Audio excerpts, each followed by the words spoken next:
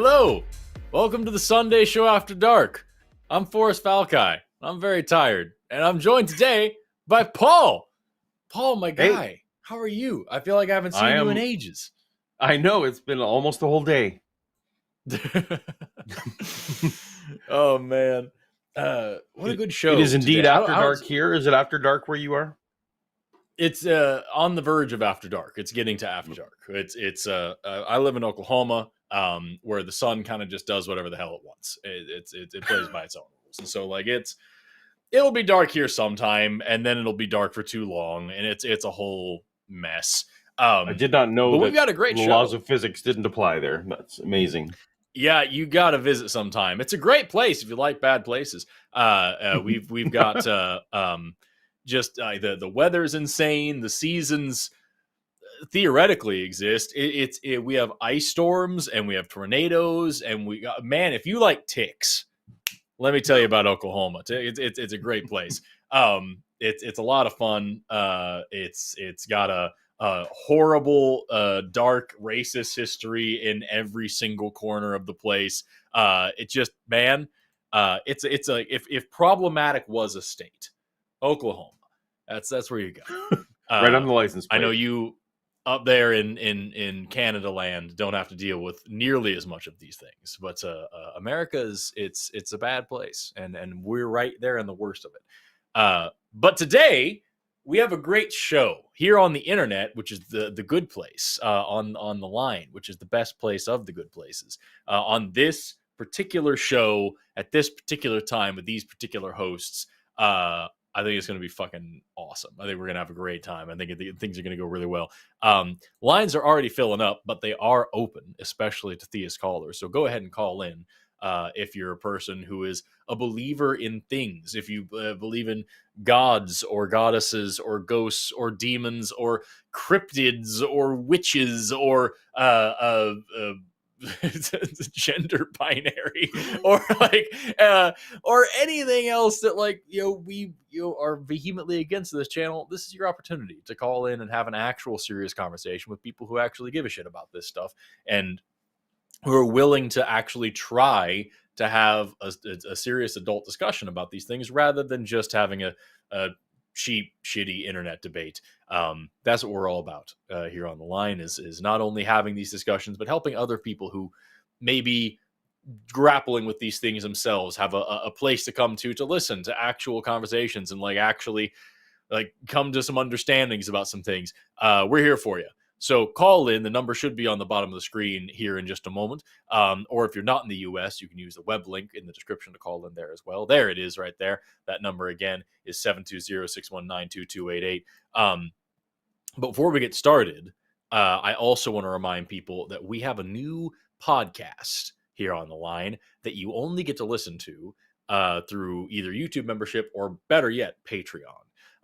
It's called Live on the Line, and it's where Jimmy Snow will just harass us, the hosts, just call us out of the blue and demand answers from us of our lives and of current events. And for me, it was like random biology things. And if we do good, then we win prizes for patrons. We randomly select a patron who will win merch from the merch store, or if we do bad, they get, I think, a discount code or something like that. Patrons get to hear this show right away. Channel members, I believe, have to wait like a week or something like that before they're able to hear it. But if you like us as hosts, and you want to hear more of us, I can understand that for some of them. But if you want to hear more of us, why? Check out our Patreon and consider joining so you can be a part of that and you can maybe win a prize, but worst case scenario, get some bonus exclusive content from the line. So check out that. Check out becoming a channel member. Check out our merch store. Check out all the things that make this channel possible. That's all I've got. Paul, how are you doing? And what are you up to? And what's your life like? I am primarily excited and / worried that my puppy, who is right beside me, whom I'm gesturing to but you can't see, is I thought you were pointing at me. I'm not a puppy. No, I'm sorry. There's my yes. You are not my puppy. No, My puppy's guarding the House of Dragons. Off she goes. Anyway, I'm slightly distracted by that, but I'm excited to have callers. I've been fighting with the Twitter all day long about whether there ever was nothing. So if you are convinced that there ever was nothing, please call in, because I don't agree. Yeah. Or I don't. I don't agree that we can know that, at least. Yeah, I would say that, like, whether or not there was ever a nothing. Okay, it's interesting, but I don't know what nothing is. I don't have any samples of nothing upon which to run tests. I can't. I don't even have a concept of that concept, because what is that? You know what I mean? So, like, that'd be an interesting one. That'd be a fun one. I'd be down to talk about that.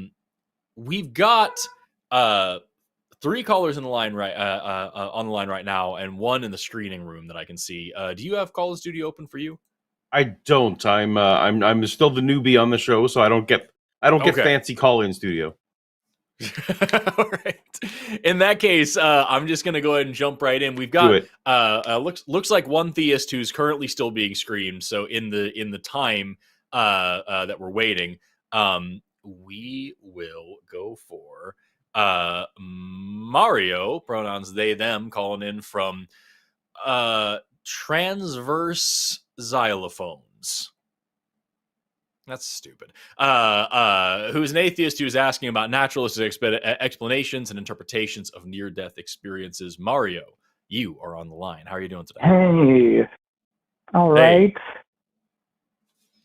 So, do you have a specific point to this question, or is it just kind of like exactly what I just said? Just looking for some way to make it make sense that people have these experiences. I feel like I have. I have to tell you I have autism, and I have to tell you I have autism because it makes me talk like this, and I don't want you to think I'm trying to sound how I sound. You sound great like to us, most Mario. of my friends, so you're not bothering me at all. All right, thank you very much. So I feel like I've come to an understanding of what happens in these experiences through having all the pieces of one of these experiences myself, little by little, like one at a time. If that makes sense. You've had some near-death experiences in your life, is what you're saying? Well, there is that, but what people call a near-death experience isn't just one big experience. It's made up of a lot of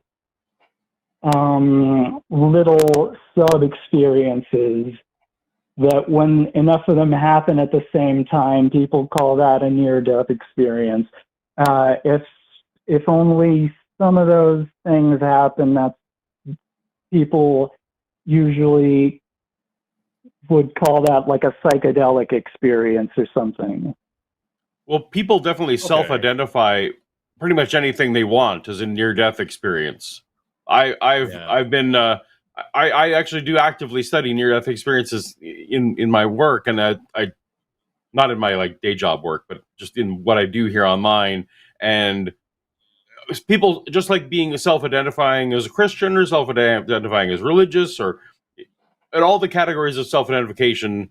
I've had people who just kind of, I think they just like blacked out for a minute, and they say they saw lights, right? And that's a near-death experience. So maybe you can clarify exactly what you mean, rather than having us all as a group telling other people what their near-death experiences are. Yeah. So basically, it's just, on one level, it's just your neurons acting up, but on the level of what it means to the people who have the experiences, it does, the experiences do mean a lot to them, and it's not because there is a God or anything. It's just because these specific things that were going on in their lives were meaningful to them. Yeah, I mean that's kind of like the general vibe of it, is that if someone, like for example, is in surgery or they get in a car crash, something like that, if they are actually near death, they just like the in their low oxygen brain state, and in the situation of being like kind of unconscious and out of it, and you start whipping up some dreams or whatever. Everybody tends to see the kind of supernatural things and afterlife things that they've been trained to see. And so, like, yeah, a near-death experience is very close to a dream that happens to involve some religious meaning. So, I'll tell you, I'll tell you one experience I had that was like a piece of a near-death experience, and then I can tell you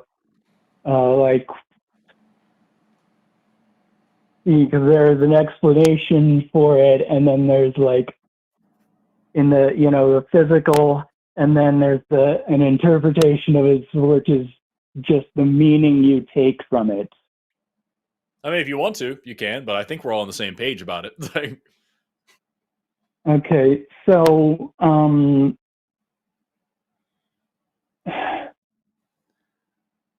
that what one time, so how people who have near-death experiences, some of them will report seeing a light at the end of the tunnel. Mm-hmm. Yeah. Which is a thing, you get tunnel vision when you have low oxygen supply to your eyes, which is a thing that happens usually whenever, like, if your organs are shutting down, if your brain's dying, it's going to divert blood to your vital organs and you lose eyesight. The first time I ever donated blood, I got tunnel vision because I had a sudden drop in blood pressure, and my body diverted blood away from like non-vital parts like eyeballs. Yeah, it's a thing that happens. Yeah, see, I've experienced that too when I was on a roller coaster. I did experience my vision tunneling, but that's not the same experience as the light at the end of the tunnel experience, because that looks more like, it feels like you're in a Tool music video. It's a way more immersive experience. Like the experience is happening in your field of vision in the same way.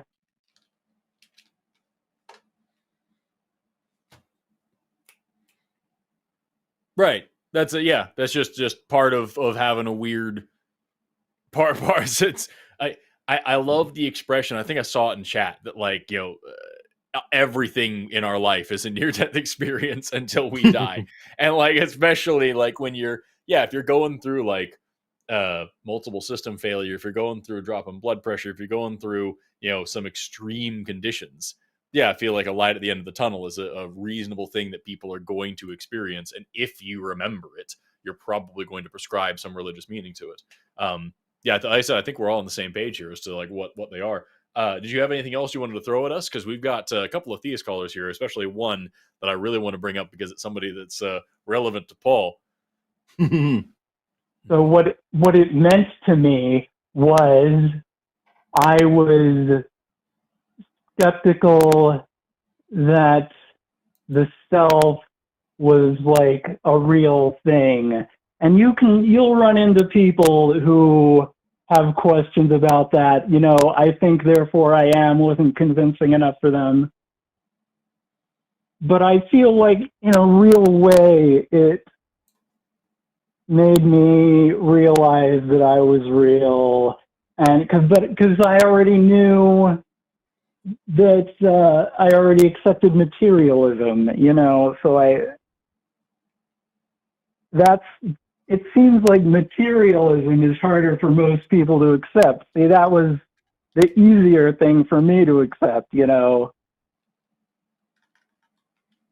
was harder for me to accept was that the self is like a continuous thing that really exists. I didn't get how that was possible. And now I do, and that was a big deal for me. And I didn't need a God or anything else to tell me that was a big deal. And I feel like I earned that knowledge because I also had to do a lot of research, a lot of reading. I literally had to read an anthropology book on the self to learn more about what makes up the self. Mm-hmm. And then I was ready for the experience where I listened to Tool High and I'm in the music video. You see how that works? Well, I'm glad you were able to come to those conclusions, Mario. That's amazing. It's great. Yeah. Thank you very much. Anyway, you have an awesome rest of your day, Mario. We're going to jump onto Atheist Call because we always give them priority, but I'll say, can I say one last thing? Sure, very briefly. What I actually did was I basically made my own natural religion, like what William James wrote about or whatever. And I feel like when atheists start to truly embrace their own natural religion, it's just what you do every day, then I feel like we'll really be a force to be reckoned with. I would once we take argue with that, but once we don't really have time what we to. do every day seriously, once we realize I would argue with labeling that any kind of religion. But definitely there's time and always a reason to find meaning in your day-to-day life. We don't have to call it natural religion, but all right. Thank you. Thanks, Mario. Take care. Bye-bye. There's always reason to find some meaning in your day-to-day life. And like if there's, religion claims to have a monopoly on like those kind of deep feelings and meaningful events and like finding a near-death experience changing the way you think about this or that. But that's simply not necessary. Did you have anything you wanted to add to that? Because I'm really excited to jump on to the next one. Let's keep moving on. Keep moving on. Hell yeah. This is something interesting though. That I was saying like this. There's always room to find meaning in all these things. Speaking of which, let's jump into this. We've got Elijah calling in also from talkative xenophobes. That's worse than xylophone one. Who's a theist who believes that in the beginning was nothing and would like to discuss that. And I know this is relevant to what you were talking about earlier, Paul. Amazing. Let's Elijah, do it. You're on the line, my guy. Yeah. Hey. Before we get into this, I'm wondering. I don't know much about Paul, so I'm wondering if he has any specific credentials in this area. Credentials? No. Here's my credentials. Okay. Like 6 years ago, I thought that Noah built an ark that had dinosaurs on it. That's the level of credentials I have, and I'm catching up. So I'm excited to learn. Doing an amazing job so far, Paul. Killing it. No, well, it sounds like you had the truth and you lost it. So what happened? I mean, I'm not going to tell you anything you don't already know. I studied more, but I'm excited to hear what you know that I don't. I'm not gonna, about this. You already about this nothing. You already know the creation account very well. I mean, I'm assuming you've already read the creation account. You've read Genesis, so you know what happened. I just want to clarify before we move on, because I don't want to steer this call too hard. I want to talk about what you called in for, but just like the fact that you said you had the truth and you lost it, just to clarify then, you're saying that you currently believe that there was a global flood and that a man named Noah built a giant boat and on that boat was dinosaurs. Okay, well, when you put it that way, I don't believe that, no. Okay, well, that's what just what Paul just said. That's what I did. There were dinosaurs. Yeah, there were dinosaurs on the ark. So. You believe a caricature of the Bible. But no, we don't believe that no longer, but that's... but let's start from scratch. Let's start... the way I lost it was I said, let's assume nothing. So let's assume nothing. Assume nothing. Well, were you an evangelical? Just tell me that first, please. Absolutely. Yep. Okay. So you are coming from literally the most brain dead branch of Christianity. You understand that? I wouldn't phrase it that way, but we're not here to discuss what I used to believe. We're here to discuss. It's funny because I don't get how you jump from the most brain dead branch of Christianity. How do you go from that to just pure atheism? I mean, you have maybe there's a lot of maybe I'm just the dumbest man alive. That's possible. Well, maybe I'm just incredibly stupid.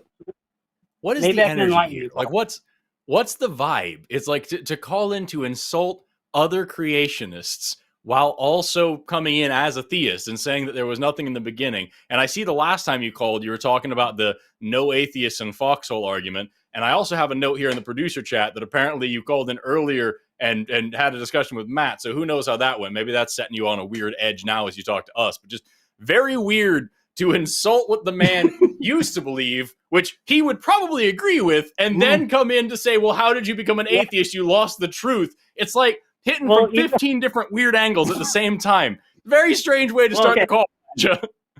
Forrest, are you a formerly religious person, or are you atheist your entire life? I was raised pagan, so I was taught to believe in like spells and witchcraft and like drawing pentagrams on the ground and burning little herbs and saying magic words and shit. But also my dad was Catholic. I don't know how that happened with my parents. And so like I had the pagan side of the family and then the Catholic side of the family. And I also grew up very poor. I was raised on a lot of government assistance and stuff. And so like that brings with it a lot of diversity. So I was around a lot of religions. My family was very culturally conscious. So we went to like every mosque and temple and everything around town that we could to learn, to pray and to practice. So I had a very multicultural religious background. And I dropped all that and became an atheist and then progressed as to become an anti-theist when I started applying the same rules of logic and morality to my belief system as I did to literally anything else ever. So that's my story in a nutshell. Okay. So Elijah, none of there ever being nothing isn't really a religious position unless I'm mistaken. Yeah. So we can set the religions aside and you can explain to us how you know that there ever was nothing. Oh, that's because that's what it says in Genesis. I already explained that. Okay, so that is a religious position then in that case. It's just it says it in the book and therefore it's true. I mean, it's not a religious position, it's the truth. But hold on. You go first. So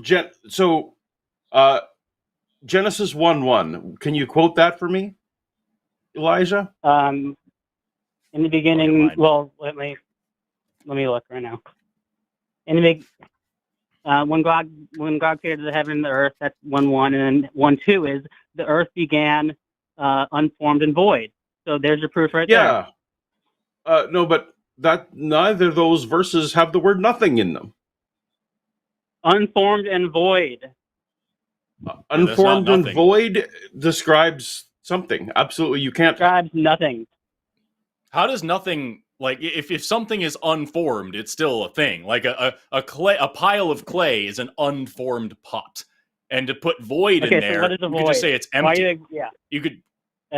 Because if it's weird that you skipped the next part, which is in the beginning God created the heavens and the earth was without form and void, and darkness was upon the face of the deep, and the Spirit of God was on the face of the waters. So before God created anything, there was water in the void, which isn't nothing.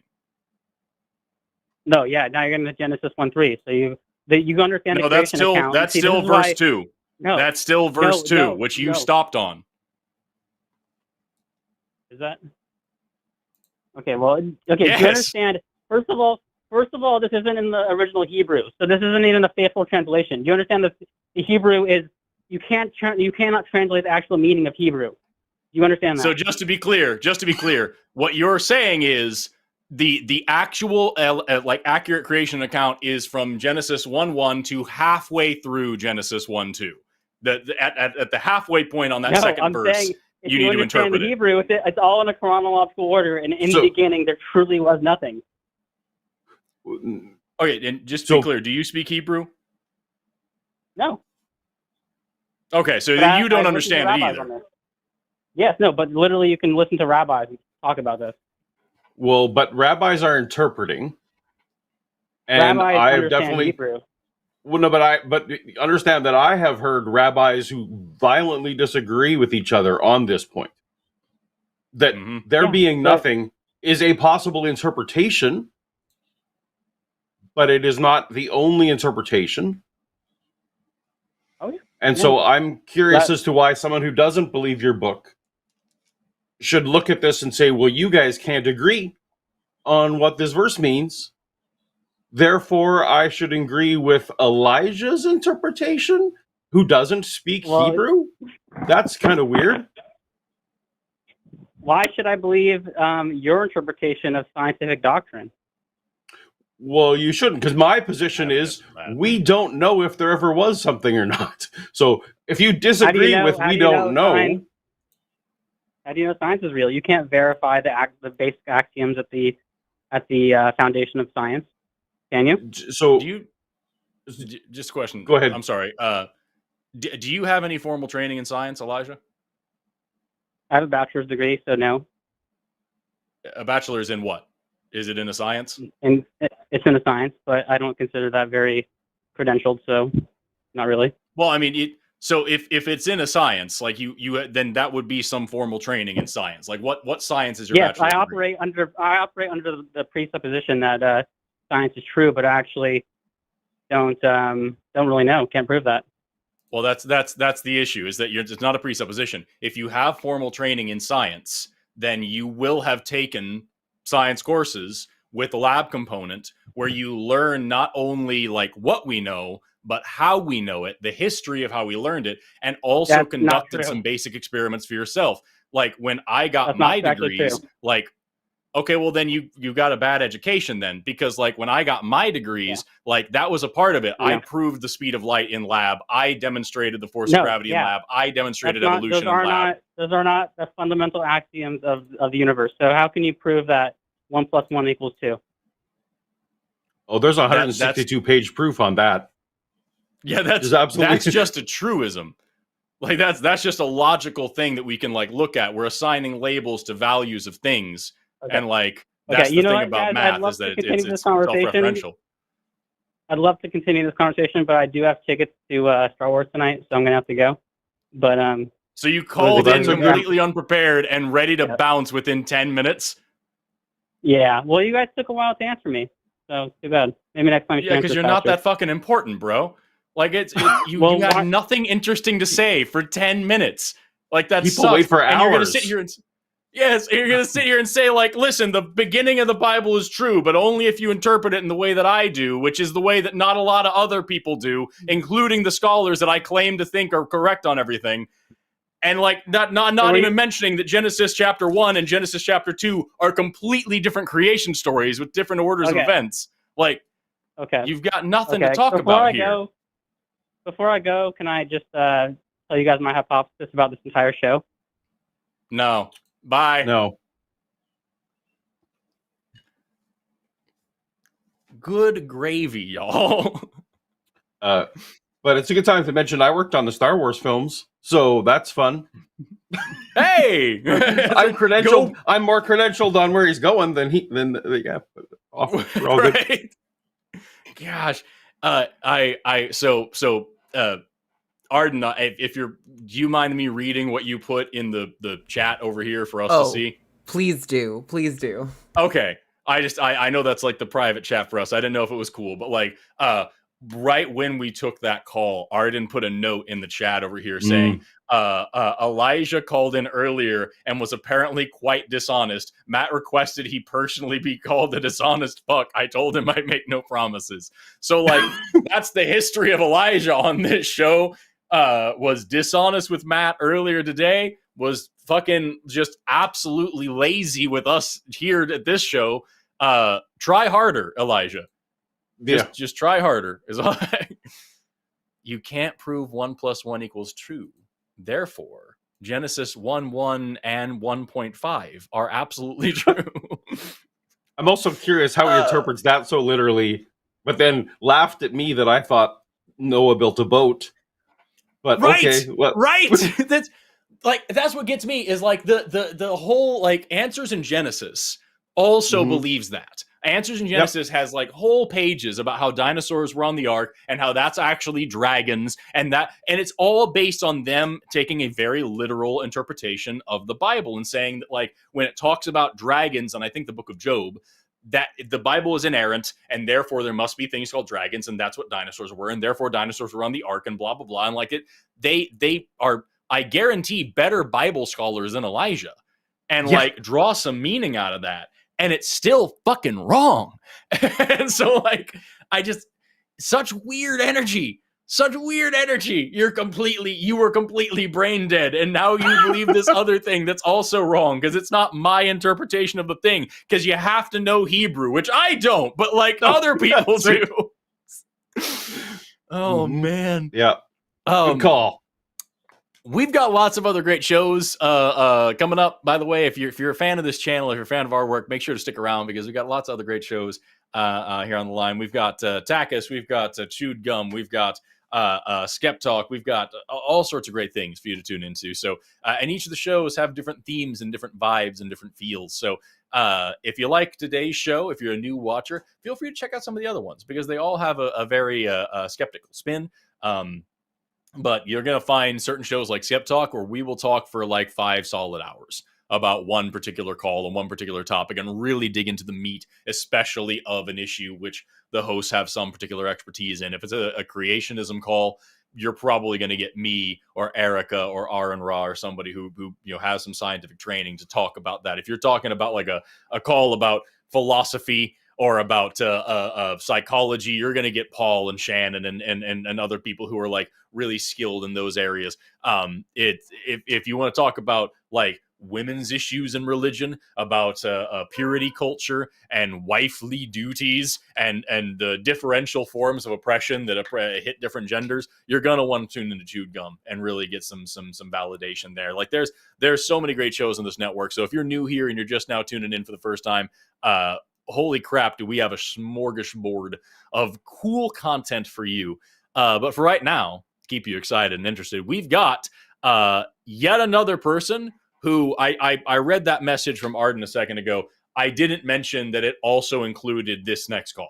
Apparently, this is another caller who called in earlier on and had it out with Matt. And we're going to see how it goes. We've got Mr. British, pronouns he, him, calling in from untrained canine. No, that's not how you spell canine. Untrained kangaroos, who is a theist who wants to talk about what are atheistic moral principles based on.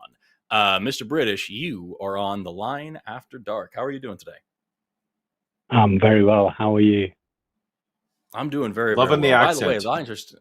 lines are still open for other theists, by the way. That number, again, is 720-619-2288, or use the web link in the description. If you are a theist or a creationist or whatever, and you want to talk to us, now's the chance to do so. Mr. British, I can answer this question real easily, but I feel like the fact that you're calling back for a second time means you have some specific context that you wanted to hash out.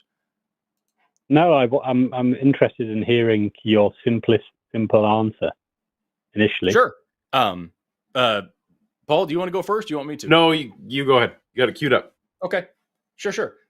So my moral principles primarily come from the application of like universal moral principles, which revolve around like mainly the health and well-being of like sentient beings, especially humans. And I know that sounds real fucking flowery and esoteric, but what it basically means is like everything's variable, everything's fuzzy, everything's gray, but we know what health and well-being, mental and physical, mean in terms of humanity. And more importantly, I know that I'm not the only person in the room, and I certainly know that I'm not the most important person in the room. I know what it feels like to be hurt. I know what it feels like to be heartbroken. I know what it feels like to be sad. I know what it feels like to be, in pain. I don't want anybody else to feel that way because that fucking sucks. And so basing around this just generic understanding of human health and mental well-being, I can live my life in a way that causes as little harm as possible and actually is like as productive and as helpful as possible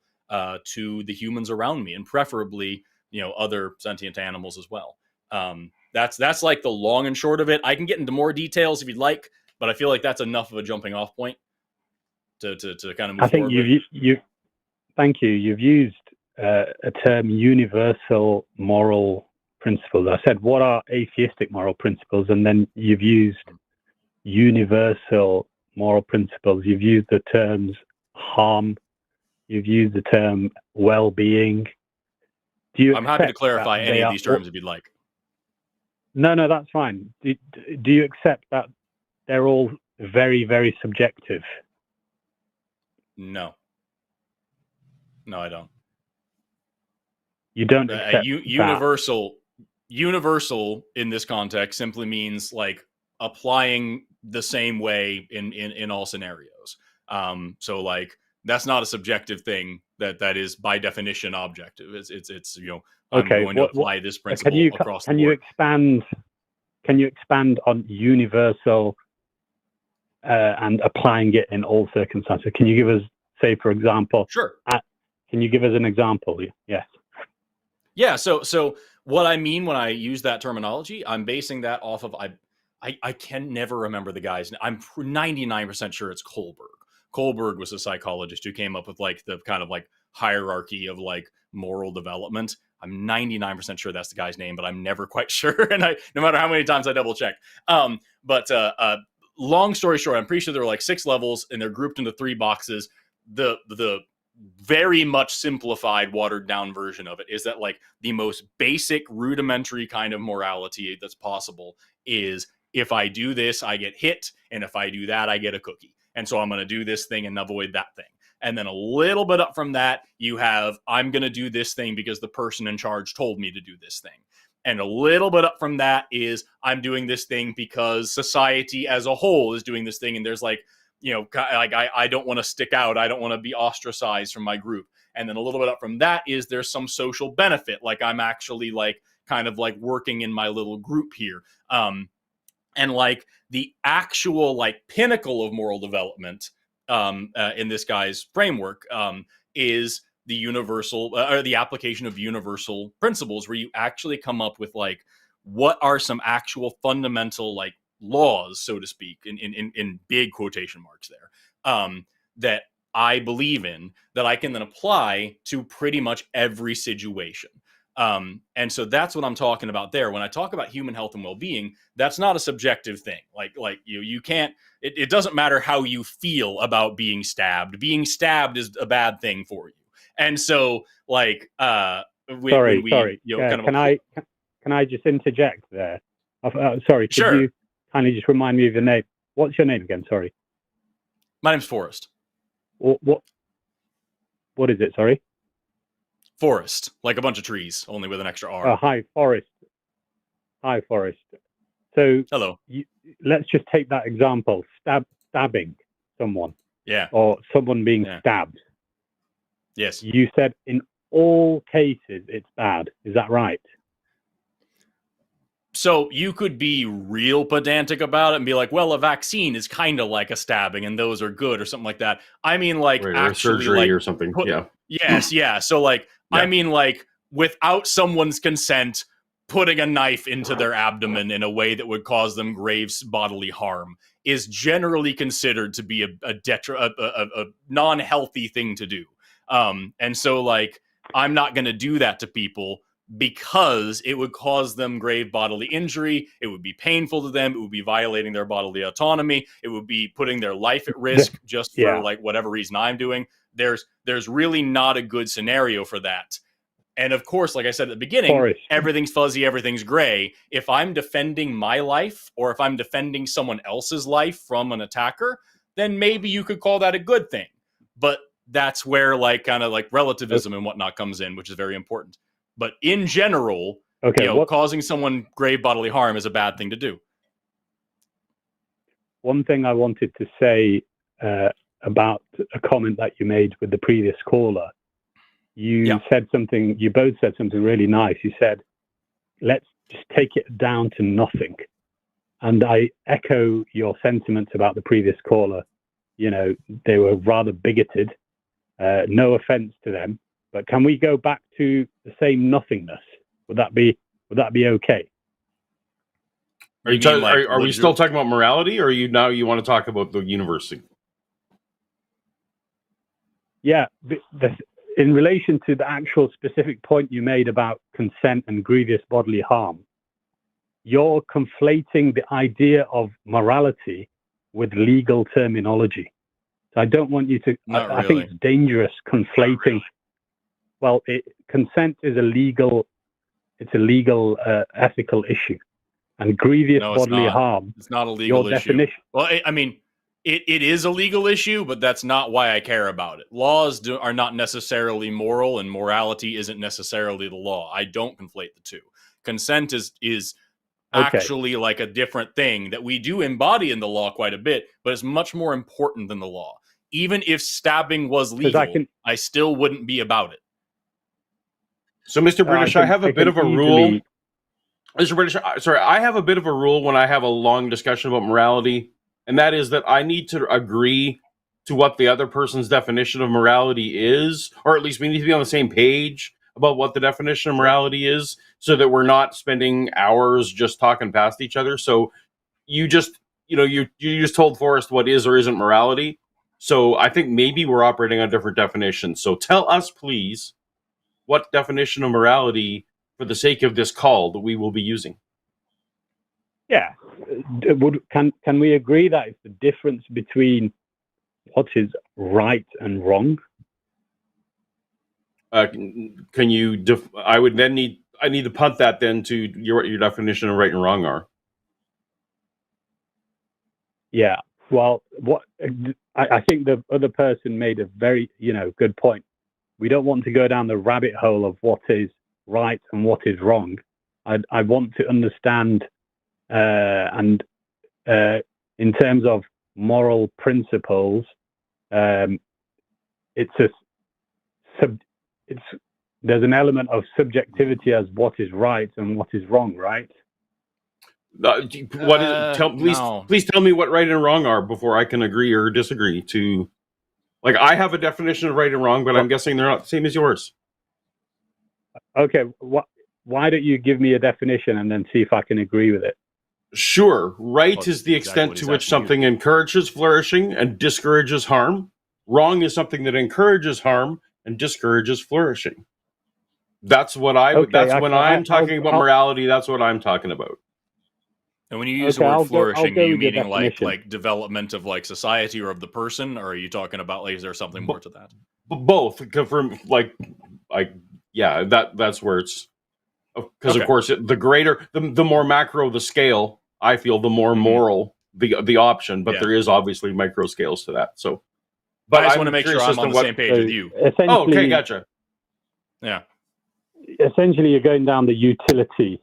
Well, yeah, but I'm not saying we need to use my definitions. I'm just saying I have them, and so that's why I'm asking you again. What are yours? That's a fair point.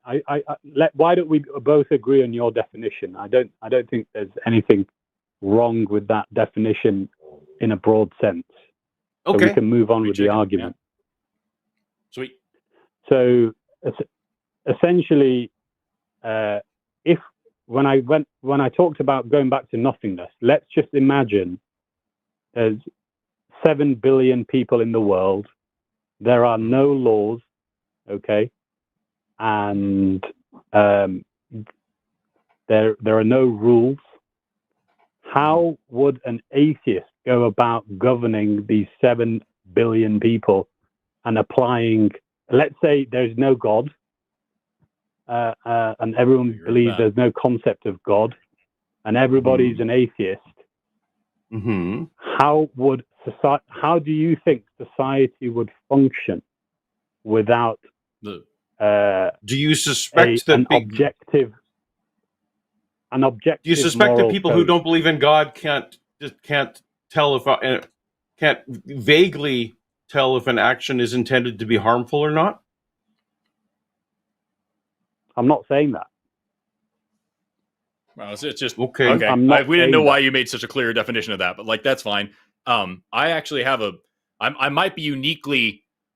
I'm sure Paul and I are going to have different answers. But go for it. That exact scenario is something that I'm uniquely like kind of geared towards talking about, because I just happen to be a social anarchist, and like that is exactly the kind of society that I'd like. And so like the concept of law. I'm also a nihilist, so like it's like the concept of law to me is kind of it's a vapid thing. It's something that we made up, and it doesn't necessarily comport with reality or with morality. And moral principles and legal principles aren't necessarily congruent. And I am largely against oppressive government systems and things like so. Like, yeah, this is what I talk about a lot. And we would accomplish a flourishing, productive society where with what Paul would describe as morality, based on his principles there, in the exact way that I just discussed, is doing things that are actually beneficial to society as a whole and individual people, protecting their autonomy, protecting their individual basic human rights, promoting the flourishing of the individual and of the society as a whole, and avoiding things that hurt people, that hurt communities, that hurt the flourishing and development of society.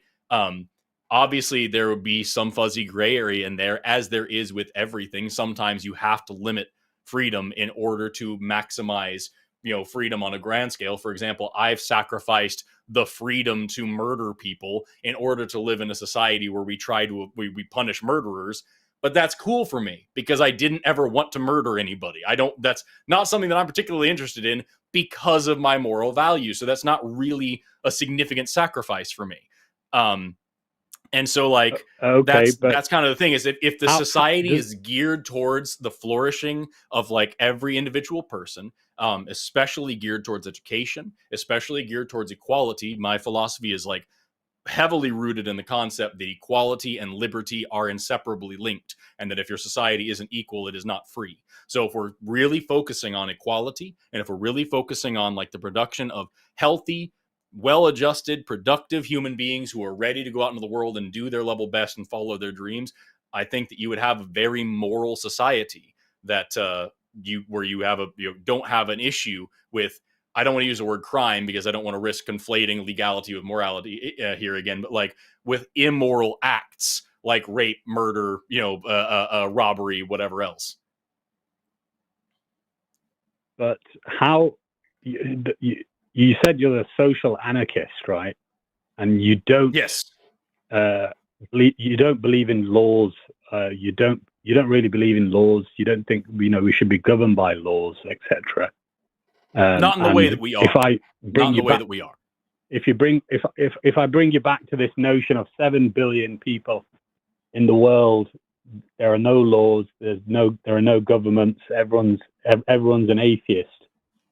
How would you go about policing it? As you're the social anarchist and it's your paradigm, how would you go about policing such a society?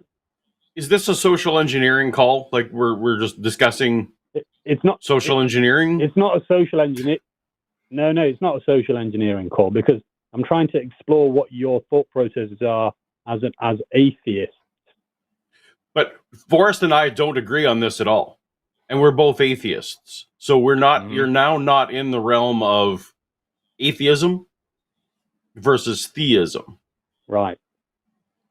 Yeah. Right. So that's why I'm like, that's okay. Well, I was saying like this is something that I talk about a lot, but like it would just be me explaining my ideas, which isn't really what we're here for. No, that's fine. But let me present the scenario that I wanted to discuss with you. So you have a twin brother and a twin sister who are, let's say, 25 years old. They are engaging in sexual relations, and they are using contraception. They're both sterile. Can I cut you off here? I'm sorry. Is this the very common thing that people ask, which is like, is incest bad in a situation where there's absolutely no possibility that these two people could ever produce children, which is the main reason why incest is bad? And then you get into this thing where it's like, logically speaking, there's no real harm here, but like it just feels icky, and that's God. Is that where this is going? Well, what are your views? Yeah. Well, I just wanted your response on that. Right. Essentially, initially. Yeah. So why is that? I'm sorry. This is something that we've dealt with a few times, and it's kind of just predictable. What do you think? Why would that be wrong for you, or would it be? My simple explanation is, as a theist, I subscribe to an objective moral code. So whatever that moral code says, I will determine whether it's right or wrong according to right. that objective moral code. In this situation, what is your answer? Yeah, it's immoral. Okay, cool. Do you believe in the Bible? No, I don't believe in the Bible. No. Okay, cool. Just can I get your response? So then, what is the basis of your objective?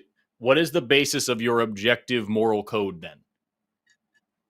No. I just wanted to explore what your response was. So, we can get into my personal beliefs, of course. I'm asking you because you called in. So, if you're here to present to us that you have some objective moral code, again, I can get into my personal feelings and philosophies all day long, but we already just had a scenario where Paul and I disagree on things. So there isn't like an atheistic moral code. We're all secular humanists here. This is kind of like what we're all about. But like that also comes with a lot of interpretations. You're calling in with your interpretation. So tell us, what is your objective source of an objective morality on which you are basing the decision that an incestuous relationship which can produce no children is a bad thing morally? What are you drawing that from?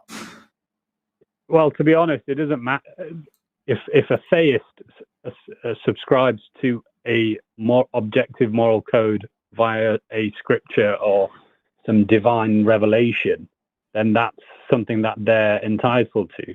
What I want to nobody's saying they're not from you. Right. Sorry. Nobody's saying they're not entitled to it. I'm asking, what is your source of objective morality? You said it's not the Bible, so what is it? It's the Quran. The Quran. Okay, cool. So let me just double check something really quick.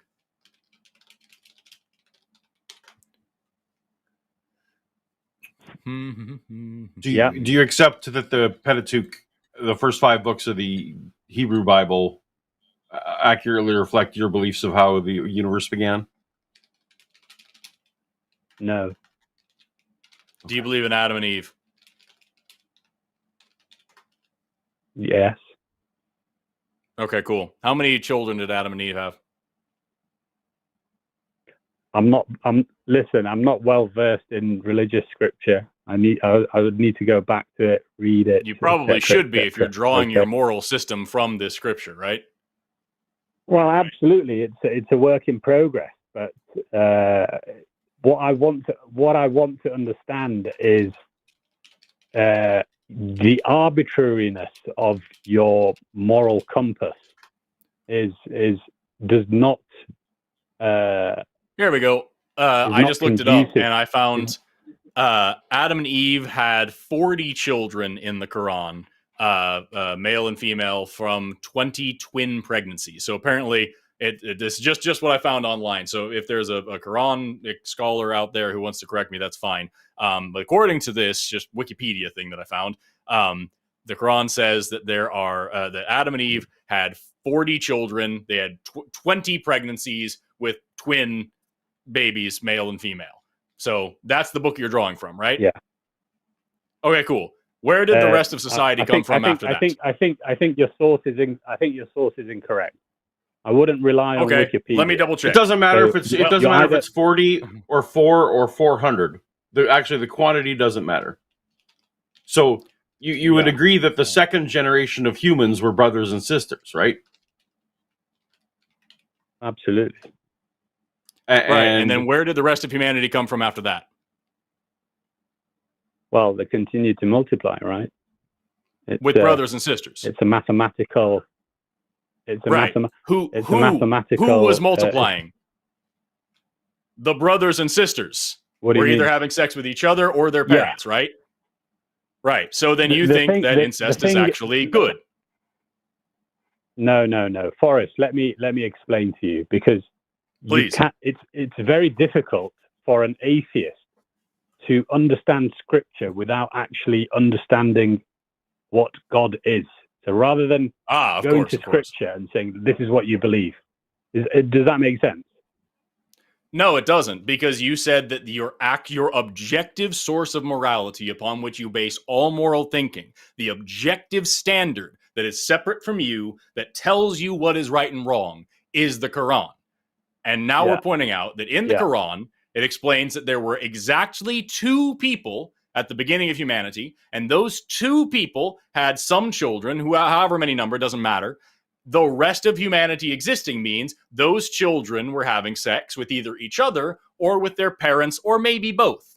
No matter how you slice it, if humanity comes from one single pair of people, there's a lot of incest involved there. And that incest is not only directed by God, but ordained by God. And that's your objective moral standard for telling you that incest is wrong somehow. So you're telling me that incest is right sometimes, just in that context, but now you think it's wrong in a different context, which doesn't sound like an objective standard to me. What do you mean by it? Why doesn't it sound like an objective standard? Because that's something that changes. The objective nature is God, right? Okay, so then God is deciding what's right and wrong, right? That's entirely my argument. Which means it's subjective, because God is a subject. So he's putting his beliefs and his intentions and his concepts onto morality. He is a subjective actor who is deciding what's right and wrong in a contextual way, completely relatively, just like we are, because he says that incest is right at the beginning of humanity when he deliberately only made 2 people and made their children fuck each other. And now today is saying, no, it's actually wrong, because we don't want inbreeding anymore, even though that's how I started the human race. So it's subjective morality that you're promoting here, and you think incest is good, but only sometimes. No. Your understanding of what a subject and an object is you've misunderstood. Is one person's interpretation of morality subjective or objective? One person's interpretation. Yes, is one person's interpretation of morality objective or subjective? You're referring to God as. This is why I said you need to understand if a God exists before you start getting I don't care. Before you start referring to God as person. It doesn't matter. Okay. Is God a thinking individual? I'd like to veer away.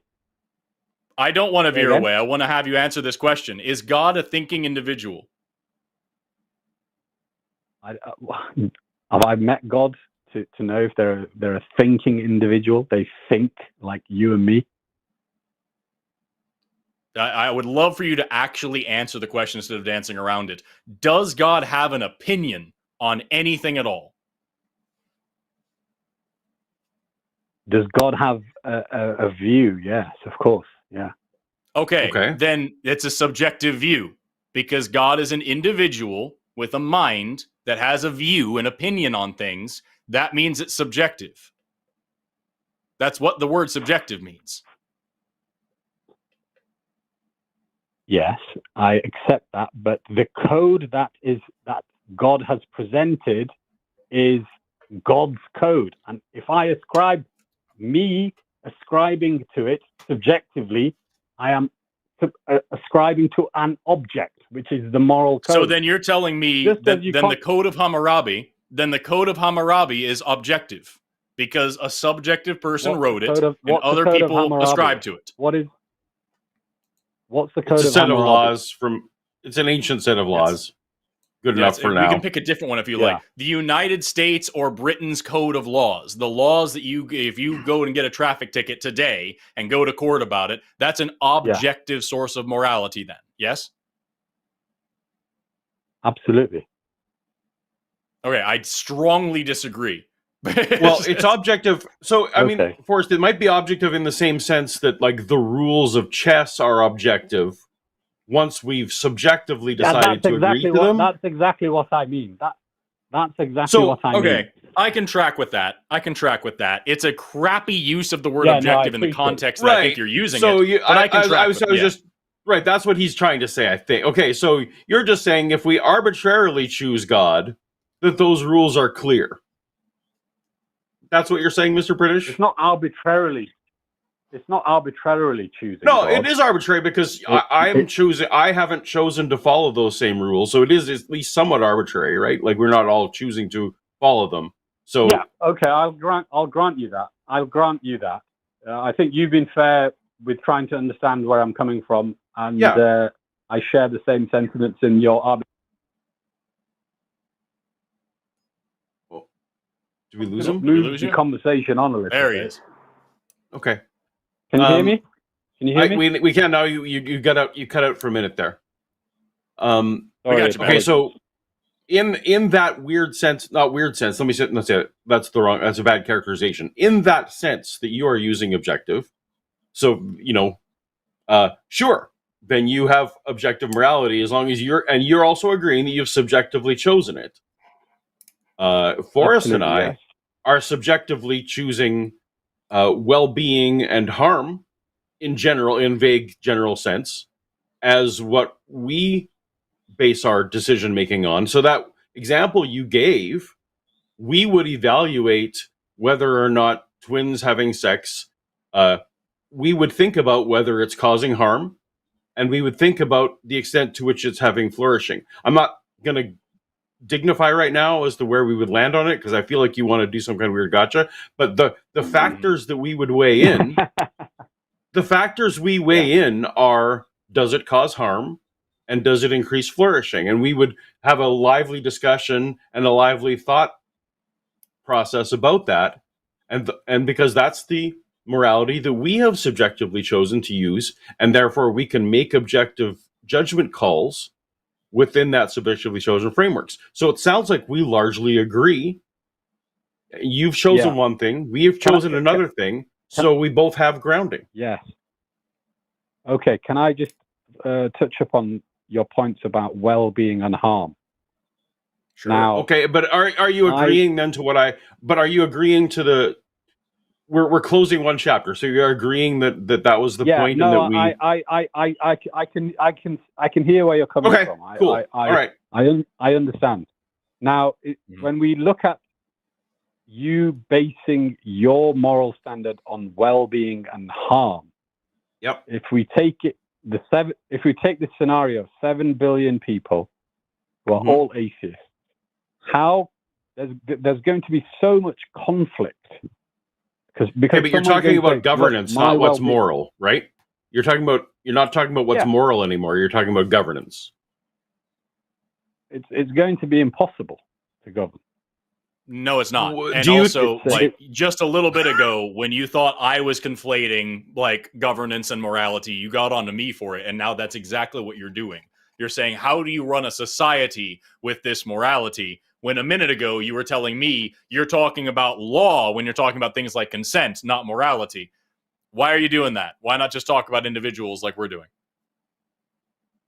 No, because you've used two terms, harm and suffering. There isn't there is not an objective moral standard on harm, on the definitions of harm and suffering and well-being. Of course there are. Of course there are. There are medical textbooks, and that means somebody wrote down things about harm, and because they wrote them down and other people agree on them, that means it's objective based on what you said earlier. Well, that's very interesting because I'm actually a medical doctor.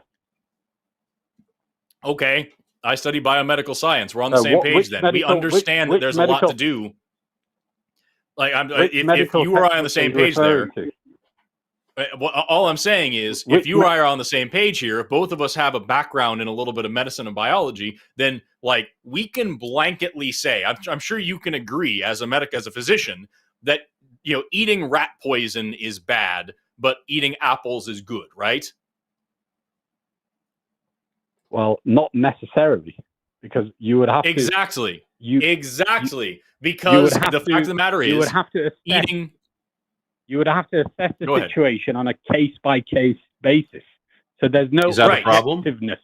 So even though even though it sounds like a basic truism, apples are good and rat poison is bad, at the end of the day, there's actually lots of medicines that are made from poisons and toxins. And there's actually, like, you could theoretically eat little bits of rat poison at a time until you build up a resistance to it. That's how lots of rats get around rat poison most of the time. And you could eat too many apples and be hurt by them. You could eat too many apples. You could be allergic to apples. And so the fact of the matter is, even though that is a sticky subjective thing, or not a subjective, pardon me, a sticky, problematic, fuzzy thing, the sciences of like biomedical science and medicine and health and things like that, like, they're still pretty well sound. And like, you as a doctor are not going to walk into a room where someone's having a heart attack and be like, let me think about the context here. Maybe this is actually a good thing for this person. You know what a heart attack is, and you know what you need to do. And so, like, that's the thing, dude, is like, we don't have to have like a set like algorithm that we can type into a computer to decide based on like this perfect like mathematics of health what college you should go to or what you should have for lunch or like what the moral implications of a traffic light are or some weird shit like that. We can just say, I know that if I were to abuse this person in XYZ way, it's going to cause them physical and mental harm, and it's going to make them a worse player in our society. Meanwhile, if I like really invest in education and try to follow the best evidence-based practices for like teaching people and like taking care of their bodily health and their mental health, that's going to lead to more productive people and happier people and healthier people and more long-lived people and a better flourishing society overall. These are kind of abstract statements, and if you get down to nitty-gritty, you can find a problem with absolutely anything, but that doesn't mean that our morality is just flippant. Do you accept that the reference that you've made to harm and well-being and biomedicine, etc., that in itself, the statements that you've made are all subjective? There isn't an objective element to it. No. So you don't accept it? No, I don't. Why don't you accept it? Because it's all subjective. It's all case by case.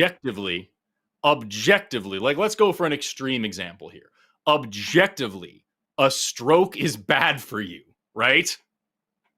Like, is there a fuzzy gray area in here where we can say that, like, giving people strokes might actually be a beneficial thing for individual people and for society as a whole?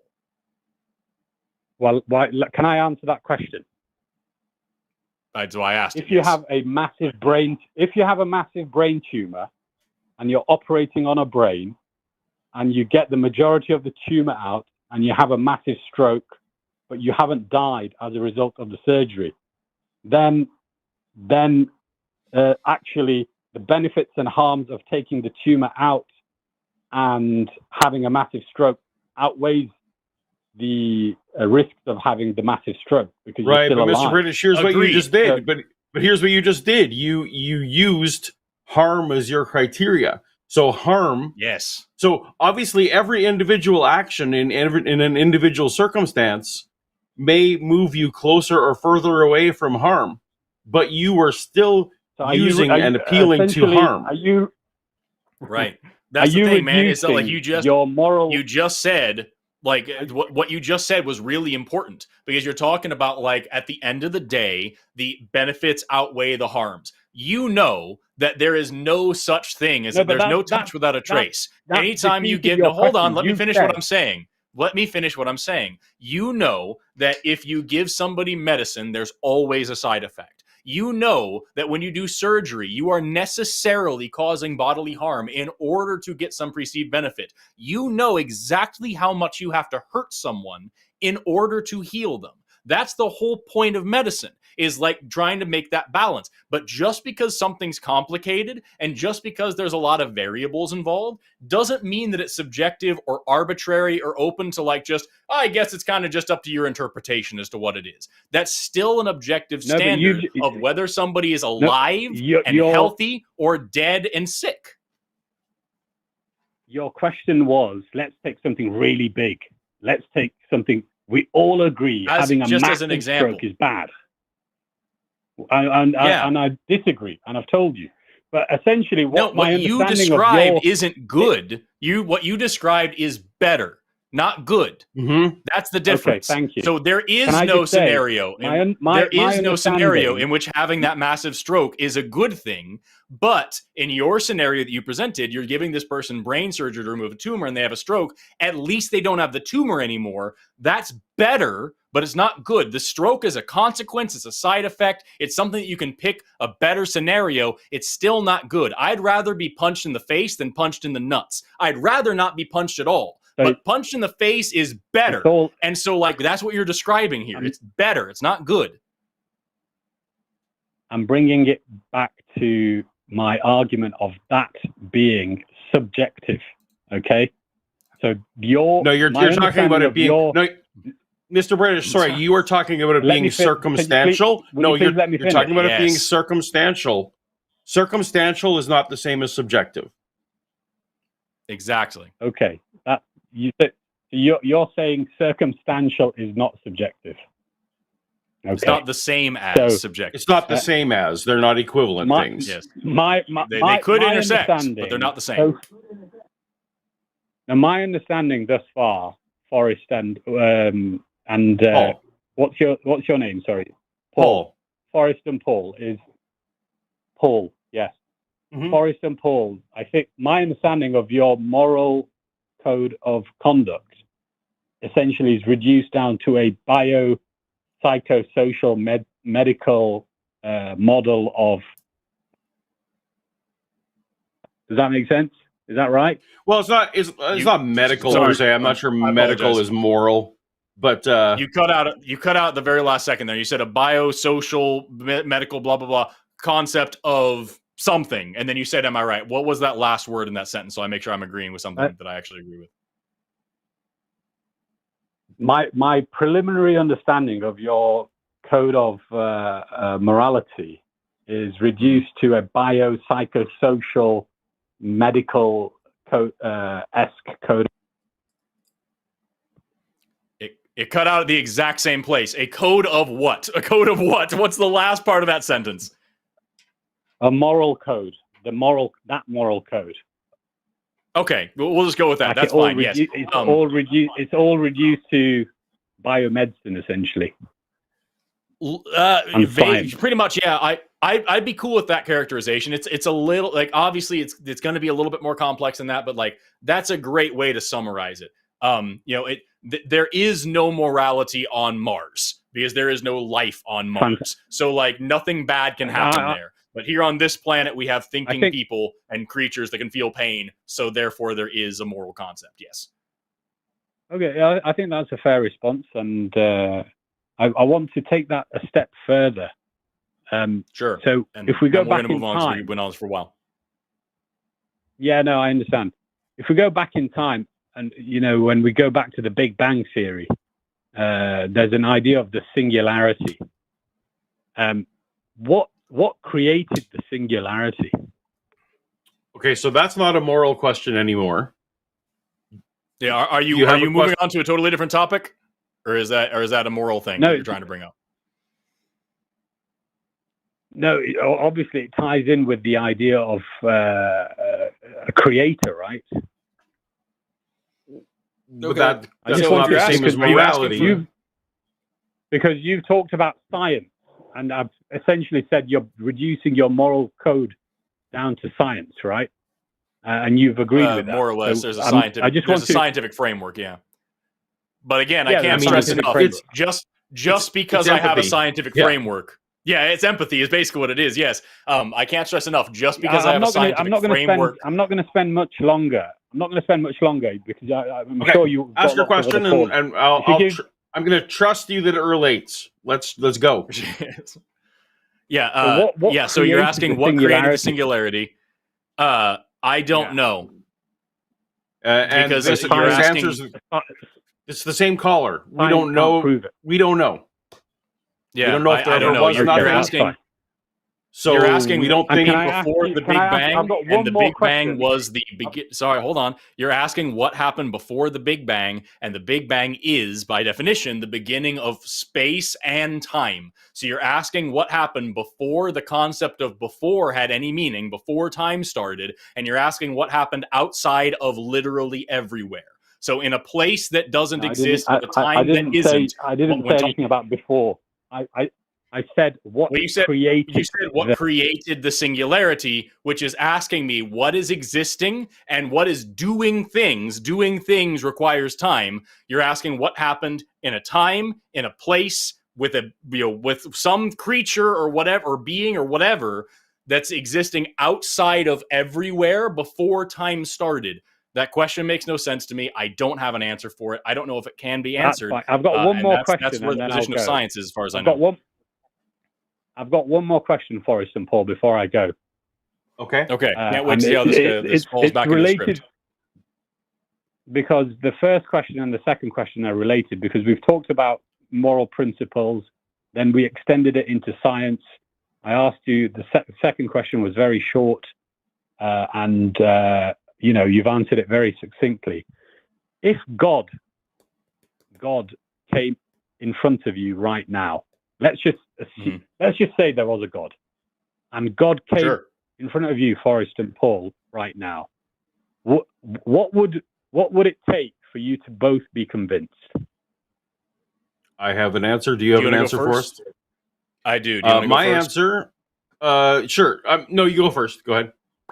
Are you sure? Okay. Well, it seemed like you had a good one. I was excited to hear. Okay. My answer is that I would, because I would think that it's more likely that I'm hallucinating, or there's something else going on that I don't understand. That I would want some external. Forget the hallucination, because hallucination has got a medical definition. But I'm a dummy. You just asked a question and he's answering it. Just let him talk. God damn. So I would, because I would suspect that this may well be something that I'm imagining, or that like there's some kind of something that isn't veridical. I would ask that being that I'm interacting to give me the answer to one of the many math problems that have never been solved in the world. There's a long list of math problems that have never been solved by anyone.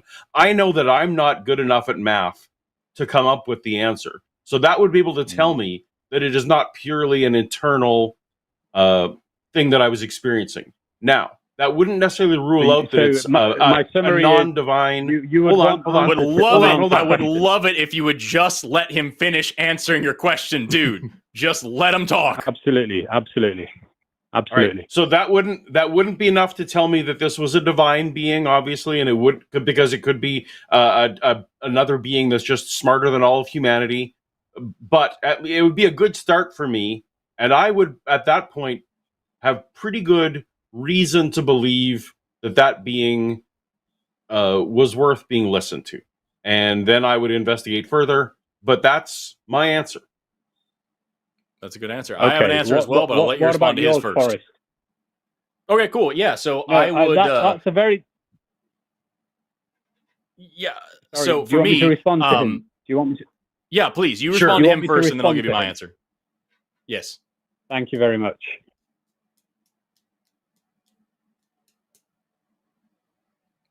You respond to Paul, and then I'll give you my answer. Or did we lose him? We better not have fucking lost him. After all this, it's been 45 minutes trying to get to this point. Mr. British, are you there? Yeah, I can hear. Oh, you just got me now. Okay. Yes, I can hear you now. Yeah. Please respond to Paul, and then I will give you my answer. So Paul, my understanding of Paul, to be convinced that God exists, Paul would only be convinced if he saw and observed God, in whichever form that is, and he would ask a math question which has been unanswered, and then he would do some further investigation. So you didn't ask, you're now changing the question. You didn't say what would convince you of God. You said, what would you do if God appeared before me? Yes, that's a fair response. That is a fair response. So if that's a very different question of what would convince me that God exists. So, but I'm going to let Forrest answer because if God came in front of you, that would be convincing enough, right? Because that's what Paul said. No, I deliberately gave all kind of caveats as to why that wouldn't be necessarily convincing enough. So, but we're going to move on to Forrest's answer. Clear. Yeah, sure. So you're saying even if God presented himself in front of you, that you would ask lots of things, you would investigate, but you would not necessarily be convinced. I think that it's crazy. I think that if anyone who doesn't double check such a thing, that's the problematic person. I'm not the problematic person in this scenario. If you just accept a vision of something as being veridical automatically, I question yours. I think that's sensible. No, so what would it take? No, it's not sensible. This is how we get people murdering people. Like when God appeared to me, and I didn't. No. My answer actually, I feel like builds off of that. So if it's cool, I'll go ahead and go on it because that's. I think one of the things that Paul touched on is actually how I would start my answer, which is that like if a God appeared before me and was like, "Yo, what up? I'm God." I would have no way of being sure that I'm not drugged, that I'm not hallucinating, that I haven't gone insane, that this isn't an alien, that this isn't some super insane CIA tech that's totally new to me that I don't understand. Even if it can answer a question, maybe it's an interdimensional space traveler that actually knows the answer to that question. I don't know the difference. But if there is such a thing as a God, if there actually is an all-powerful, all-knowing being, that creature would know exactly what it would take to actually prove themselves beyond a shadow of a doubt and make sure that I fully 100% understood that it was them. And so, like, if that, whatever the hell that looks like, if that were to happen, if I was actually shown concrete, undisputable, absolute evidence that proves that this God actually is real beyond a shadow of a doubt, then I would admit it. And I would say, okay, yes, that is a God. I am now a theist. However, I would still be an anti-theist. The first thing that you asked what I would do, the first thing I would do is tell this God to fuck off. Because any God that runs a universe like this is a monster. And any God that has rules like the kinds that are put upon us, all the gods on offer in Christianity and Islam and Judaism and Hinduism, whatever, you pick your favorite, all of these gods are megalomaniacal sociopaths that care about nothing but their own praise and worship and don't give a hell about a human well-being at all. And if a God is actually there and in charge, they have a lot of explaining to do, and they need to be held accountable for their actions. So if a God does exist and it can be proven to me, again, I'll be the first to admit it, and I'll be right here on this show saying this God's a dick and I want nothing to do with him. I wouldn't be an atheist anymore, but I'd still be an anti-theist. I think that's... I'm sorry, if you thought I said Paul's answer was nonsensical, I didn't say that. I said it may... and your answer as well also makes sense to me.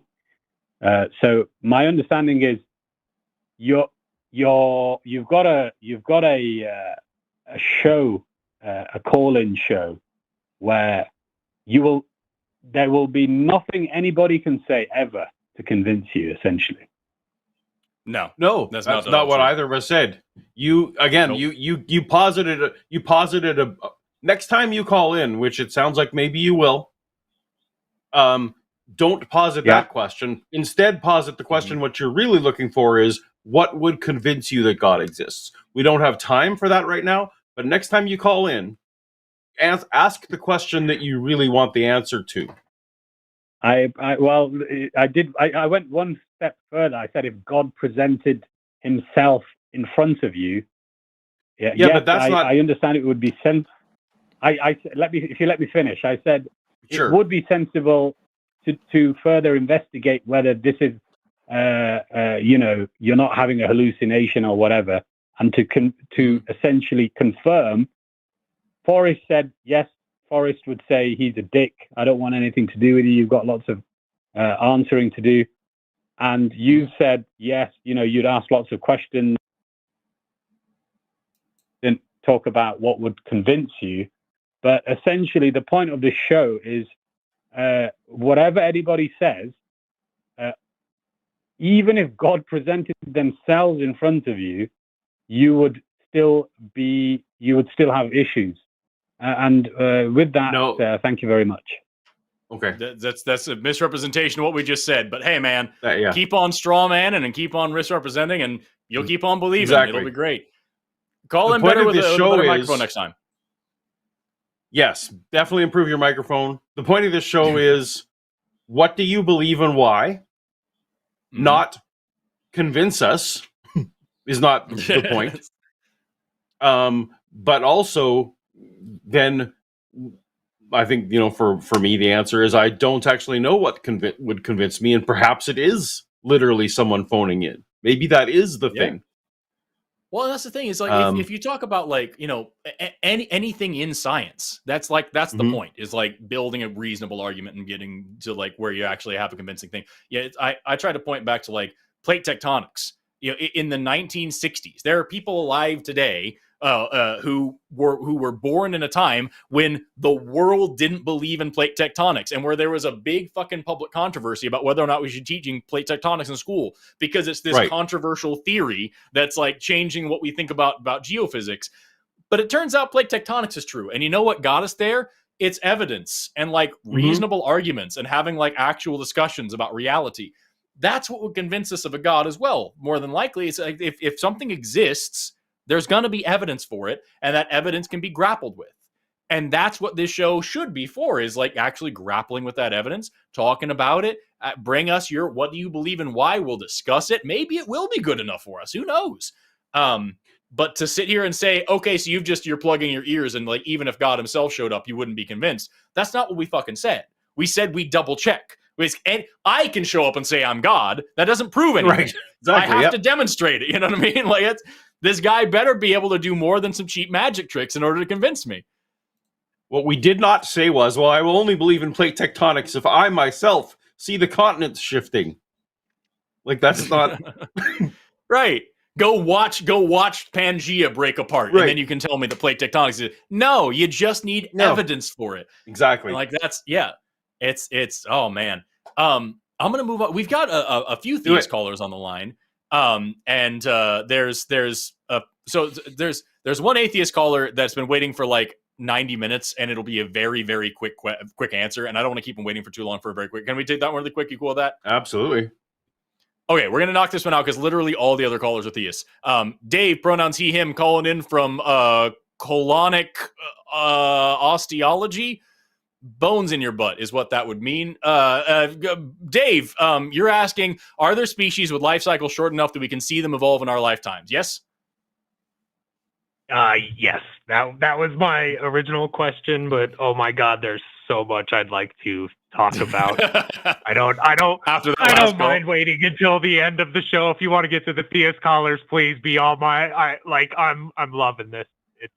Okay, so I can answer that question very quickly. Yes, and that is how we do evolution studies in lab. Species like E. coli bacteria, they have a generation time of like 20 minutes, so they reproduce every 20 minutes. And you can look up the long-term evolutionary experiment, which is done by, I believe, Lenski, where like for like decades now, they've just been propagating E. coli in a flask, move a little sample to the next flask, propagate them, move a little sample, propagate them. Every so often they freeze a sample, so they have like living fossils. And we do see evolutionary changes. We see changes in their genome, changes in their phenotype, changes in their ability to process different foods, changes in their ability to survive in different environments. They can literally go back, open the freezer, pull out a fossil, and like check its genome and see the point at which that trait evolved.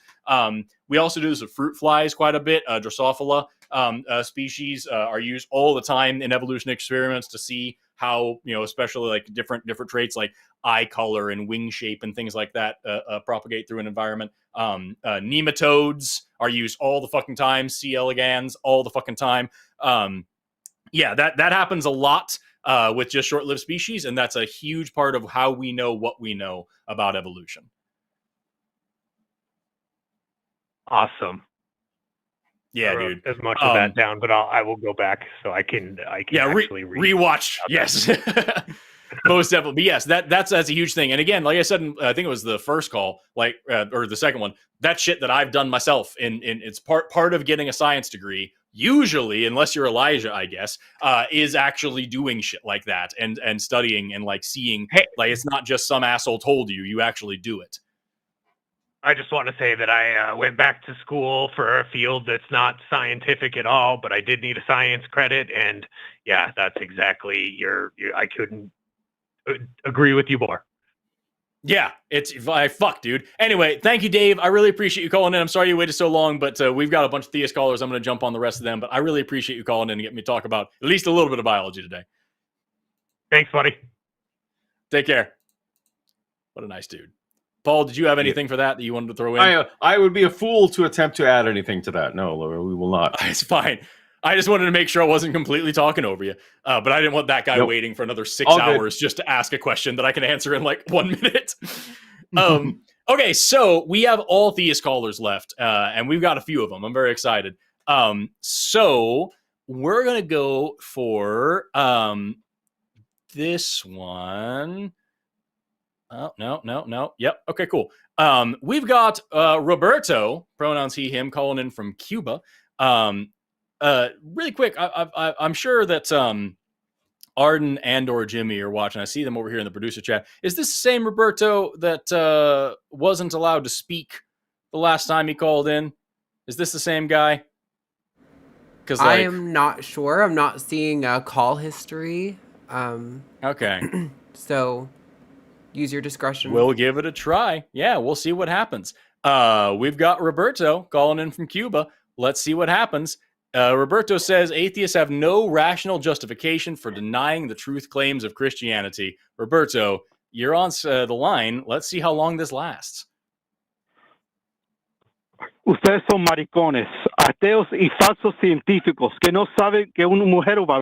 So I'm going to go ahead and just mute you there. Roberto, I speak some Spanish, but I'm not super fluent. Here's what can happen. We are, two people who speak English fluently, and we have a predominantly fluent English-speaking audience. Neither one of us are equipped to debate with you in Spanish, so you can say what you want to say in English, and we can actually work with it, or we can just drop the call, because I do remember when Jimmy dropped the call, which I think was you. He said something. I remember him saying something about, we all know you don't speak Spanish. You're just reading some shit off of Google Translate. So whoever he was talking to is doing the same thing you're doing. And if that's how this call is going to go, I'm not going to fuck with it, because quite frankly, I can't fucking deal with it. I'm bored of it already. So Chat's saying he's being homophobic in Spanish, so we can just drop him. Oh, nice. Yeah. I don't know for sure. I can't. I didn't understand what he said, and I wasn't listening, but I'm gonna take their word for it. Yeah, I'm gonna believe the chat. Roberto, here's the thing. Like I said, I speak some Spanish. Estoy aprendiendo ahora. No sé mucho todavía. But if you're gonna call in just to be an asshole and throw around slurs, why the fuck would we deal with you? You know what I mean? I understand now what Jimmy was talking about. What a silly guy. I banned his IP. On the line for that long. I appreciate that. Thank you very much. Just gross and boring. We've got Thomas calling in from Arizona, or from Aardvark Zoo. An Aardvark Zoo. A zoo where they only have aardvarks. What a magical place.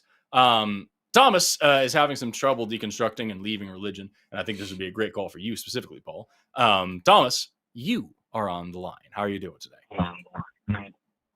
Oh my God. I feel like I just got picked on The Price is Right, guys. What's up? Come on down. Yeah, let me put that one in there. Okay. So, listen, I've been listening to this for about like a month. It's been like binge watching like just a whole bunch of atheist channels at this point. It's like Thomas, are you on speakerphone right now? No. Well, I'm on my headphones. Can you guys not hear me right now? It was like really distant louder and clearer. Yeah. Yeah. If you can take it off the headphone thing and actually hold your headset, that'd be great. Phone. Thank you. All right, let's do it. How are we sounding now? That's way better. Much better, thank you. Worlds better. Great. Okay. Yeah. So yeah, I was saying I've been like binge watching these atheist channels for like the past month. It's kind of like something I've been like feeling just kind of throughout life. But you know how you like feel some kind of way about a situation, and there's really nobody around you to like validate those feelings. And then somebody finally does, and it's like, oh shit, I've been thinking that the whole time, but like I just could never put words to it, you know? And yeah, but at the same time, like, of course, like, I just heard so many different arguments from you guys, and it makes so much sense. And it's like, well, like, this is the way, right? But at the same time, I'm, like, having trouble kind of just backing away from, like, my religious upbringing. Like, I was a church kid, and my grandparents raised me, and we owned a church. And so, yeah, like, we were literally, like, the family of the church. Bible study Wednesdays, first school Sundays, you know, just the whole run around. So 100% indoctrinated. But then of course like ended up being gay. So it was a nightmare, right? Because like just growing up in that was terrible. But at the same time, it's like I can't let the whole situation go. It's like I can't put words to my hesitance to completely drop my religion. Although like I don't even practice, haven't been to church in a while. It's like I heard one of like my favorite artists, her name is SZA. She had an album and there was a line in there, and I think it sums up my feelings exactly. Her mother was like, you know, if this whole, she was talking about something else, but we're just going to apply it to religion. She was just saying, you know, if it's an illusion, then, you know, don't wake me up, because the alternative is a hole of like darkness and nothingness, right? And I think that's what I feel about the whole like dropping religious belief. And then like, I don't know if that's just like a fear of death in general, or just like feeling like I'm just, I don't know. Are you guys getting that consensus? I can't really put it to words. So, Thomas, this is very common. Do you still believe in God presently?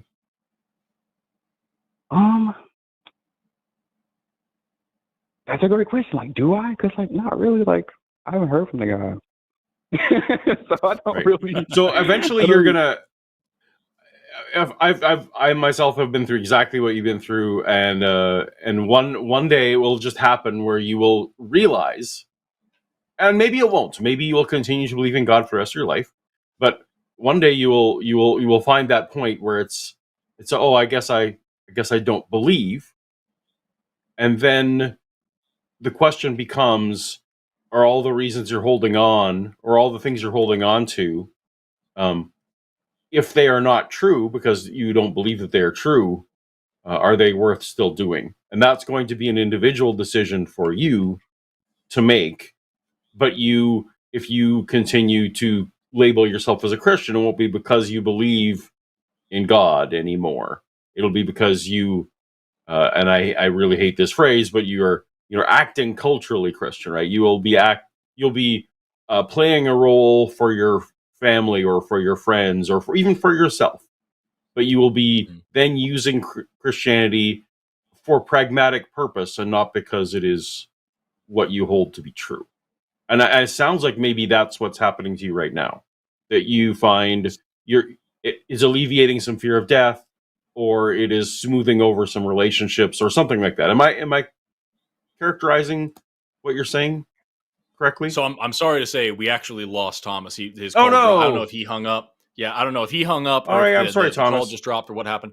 But like, I really would value hearing more about what you have to say about this, since this is something you've been through, and that's like what I want to, what I would love to get out of the show. So like, assuming that's the case, like, what tips or tricks would you give to Tom? Like, what would be your guide for him there?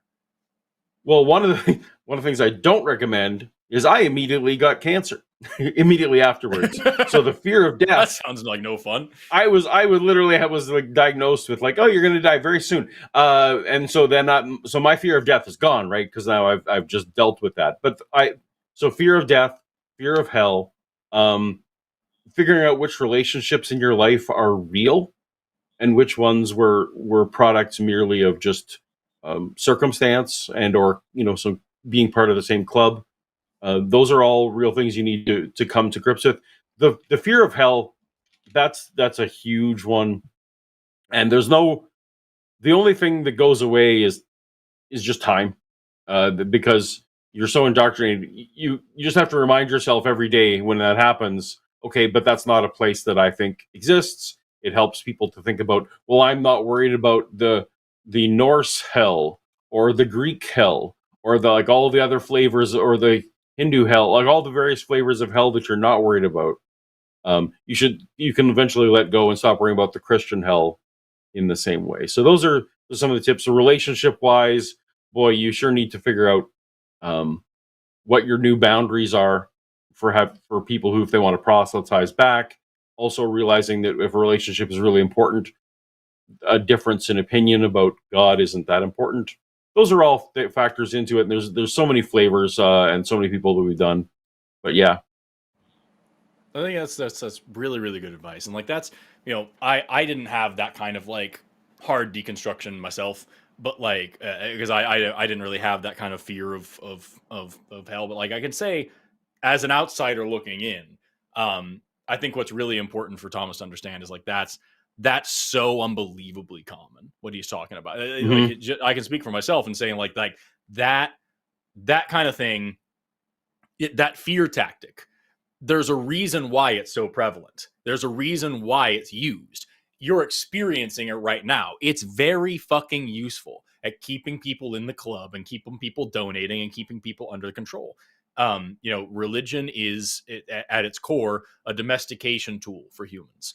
And what you're experiencing right now, Thomas, is the like after effects of what is really essentially psychological and emotional abuse.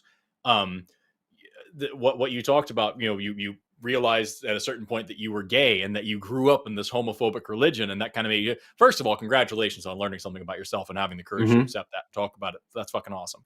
But like you can now see for yourself, like you were taught from these people, this is something I don't understand, this is something different, therefore it must be evil. And here you are as that different thing, and you're a good person. And so like either you don't know yourself as well as, thousands of years of fucking virgin priests know you, or actually just a bunch of fucking dickheads got some stuff wrong about the cosmos, and an Iron Age sex manual isn't the best way to base your life off of. It's the best thing to base your morality off of and your life principles off of. And so like you're exploring and evolving. And if you're having problems leaving that behind, just ask yourself, if this God is real, then I think what you said, Paul, was really good. Are you afraid of all these other hells? But also, like, your God gave you a brain. Is he gonna be mad at you for using it? And if this God is really the kind of person to send you to hell for just the sin of not being sure that it exists, then your God's an asshole. And frankly, you deserve better than that. You deserve to be free of that. I wouldn't worship that guy. Like we said to Mr. British, I wouldn't worship that guy if he existed, if I was certain it existed. You know what I mean? It's like having kids and then beating them because they don't adulate to you enough and like worship you enough. You're an asshole. You're a shitty parent. Like, this God has galaxy upon galaxy to be concerned with, a massive universe full of hundreds of billions of galaxies with hundreds of billions of stars. But there's this one tiny rock with one particular species of primate, and he needs to make sure that they're not masturbating. And like that, come on. Like, I'm sorry. It's not serious. So I wish you all the best, Thomas. I think you're on the right path. Just the one note on top of that, for me, the biggest issue once I dealt with my health stuff was literally that every human that was important to me in the whole world was a Christian. I didn't have a single important person in my life who wasn't. Work, socially, you name it, right? So recovering from religion was really important for me. I ended up finding a recovering from religion group. I didn't get a chance to finish this story yesterday. Thanks, Jimmy. So go to recovering from if you are in that same boat where you're looking the only thing that's keeping you there is the community aspect. It's time to find a new community that you are choosing of your own, and one possible way to do that is recovering from religion. So thank you to them. Hell yeah. Okay, so We're gonna move on there because I'm so glad we got to cover that because that's my favorite part of this channel is like I get so many emails and shit from people who are like, hey, I'm struggling to leave religion, and this conversation about that exact thing is so important. I love that. We've got Chuck, no pronouns given, calling him from Florida, who is a theist who says that God is the avatar of the tribe/nation that exists in all of our minds. This call can go like one of a couple of ways. We're going to see what happens. Chuck, wow, you're on the line with Forrest and Paul. How are you doing today? Good evening, Forrest and Paul. Thank you for having me up on the panel and the program. Yeah, definitely. I'm a theist. I also have a degree in biology and psychology, and okay. I was raised in the Catholic Church. I'm Nigerian. I was born in Nigeria. I've been raised here in the States since I was 5 years old. So I'm kind of like a cafeteria Catholic. I don't. Nope. Are you still there? Did we lose you? No. Sorry. Am I there? Hello? Yeah, we got you're a cafeteria Catholic. That's what we lost you. Okay, yeah, I'm a cafeteria Catholic. I don't have a literalist view of Christianity, but I think that the belief in the benevolent shepherd, a divine plan, and an afterlife are very important to me, and it gives my life meaning. And I agree with Stephen Jay Gould's idea of non-overlapping magisteria. Like you can be a scientist who also embraces religion. I don't see why you have to make science your religion. I think they don't have to overlap. You don't have to embrace a scientific. Science is a tool. You don't have to use a tool to find meaning in your life. So of course you don't. This idea, but also you don't I don't think you should make science a religion either. I think that defeats the purpose of science.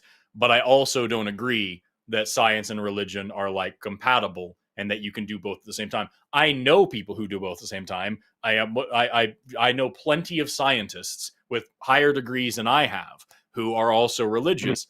The issue I take with that is that you're using a different kind of thinking for that one thing than you do for literally anything ever, especially as a scientist. You are using a very different kind of thinking that you would never allow in the rest of your life or in the rest of your mind. And I find that deeply problematic. Now, Forrest, though, when people say non-overlapping magistrate, often what they mean is that science and religion just answer different questions. That there's no questions that overlap. Is that what you mean, Chuck? Is that what you meant by that? Well, I mean, like think of it as different lenses. So if you're in the laboratory, you're going to have. Oh, so you don't mean that? Lenses. Okay. Okay. It's a little bit more nuanced. So when I'm in the laboratory, I'm trying to find cause and effect relationships. That requires a different type of vision, a different type of thinking. But when I'm trying to ask, questions of meaning and cosmic meaning and purpose, that is a different set of lenses. So those are two different lenses that I have on depending on the type of question that I'm asking. That makes sense. So you do. So to be clear, you're saying there's a certain set of questions that we answer scientifically, and there's a certain set of questions that aren't answered by science. And I think Forrest and I would agree with that. Science doesn't tell. I could vibe with that. I would take science issue with it. But science doesn't tell me what my meaning of life is, right? Sure. I guess you could do it. I would get real pedantic about it, but it would be derailing and not the point of it. Well, let's get to your actual point, Chuck, because I don't think that was what you called about. For the sake of discussion right now, I'll say fine to that. Okay. But the point of my call is, I think for me, being that I'm a cafeteria Catholic, I don't take everything literal, like a literalist view of Christianity. For God is an avatar of the tribe or the nation, and that it exists in all of our minds. The reason why I say that is because every civilization that has been studied to the beginning has had a god or gods or a spiritual realm.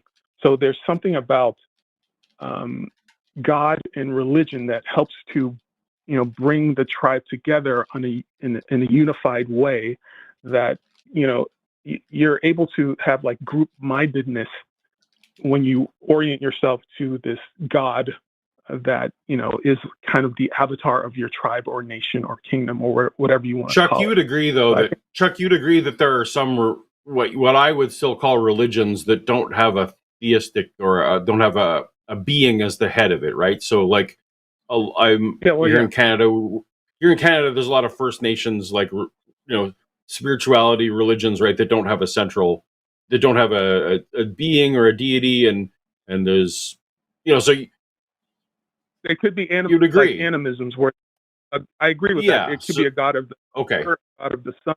So you're not saying God is an avatar. You're just saying that everyone creates a unified story within their tribe.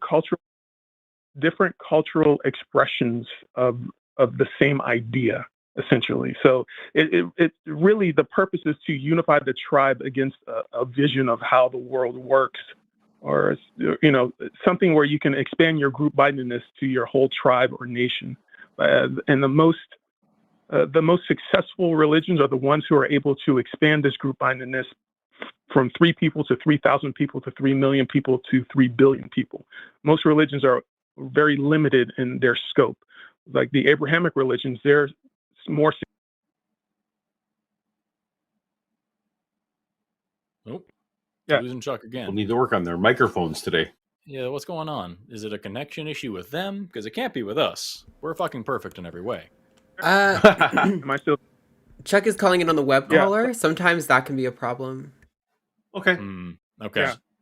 There you go, Chuck. You're back. We got your back, Chuck. Yeah.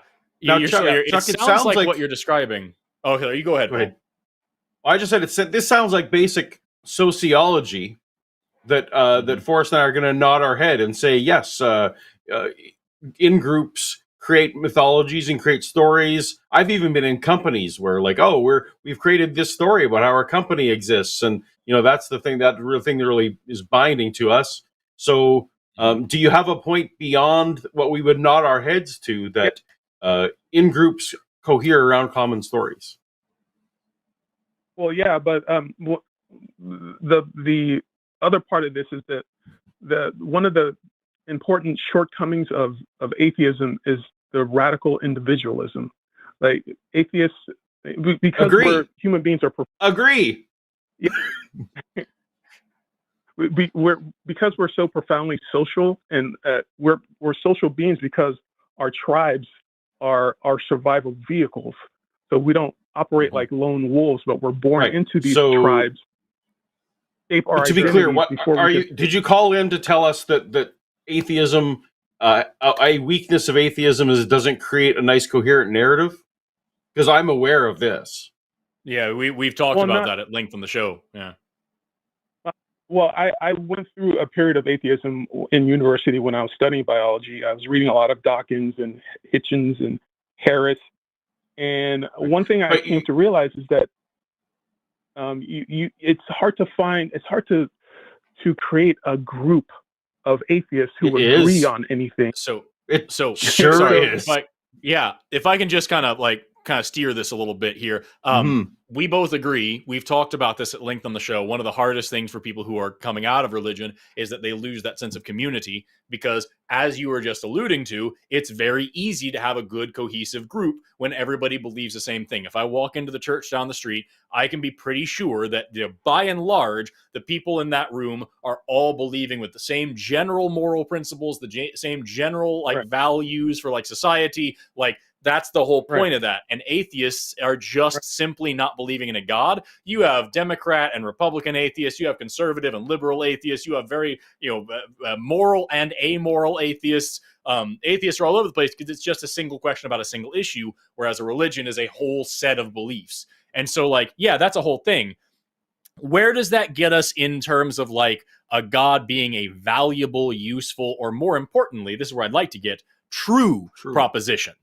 Yes, that's where I'd like to, because we can agree, Yeah, people came up with like stories about their origins. People came up with stories about where they came from, where the world came from. Right. Religion, as it started, was the first crack at science. It was trying to explain what's going on around us. But because it was our first attempt at science, it was also our worst attempt at science. And so, yes, it's very cool and cohesive, but it's also, as I talked about in the last call, more or less a domestication tool for people at this point.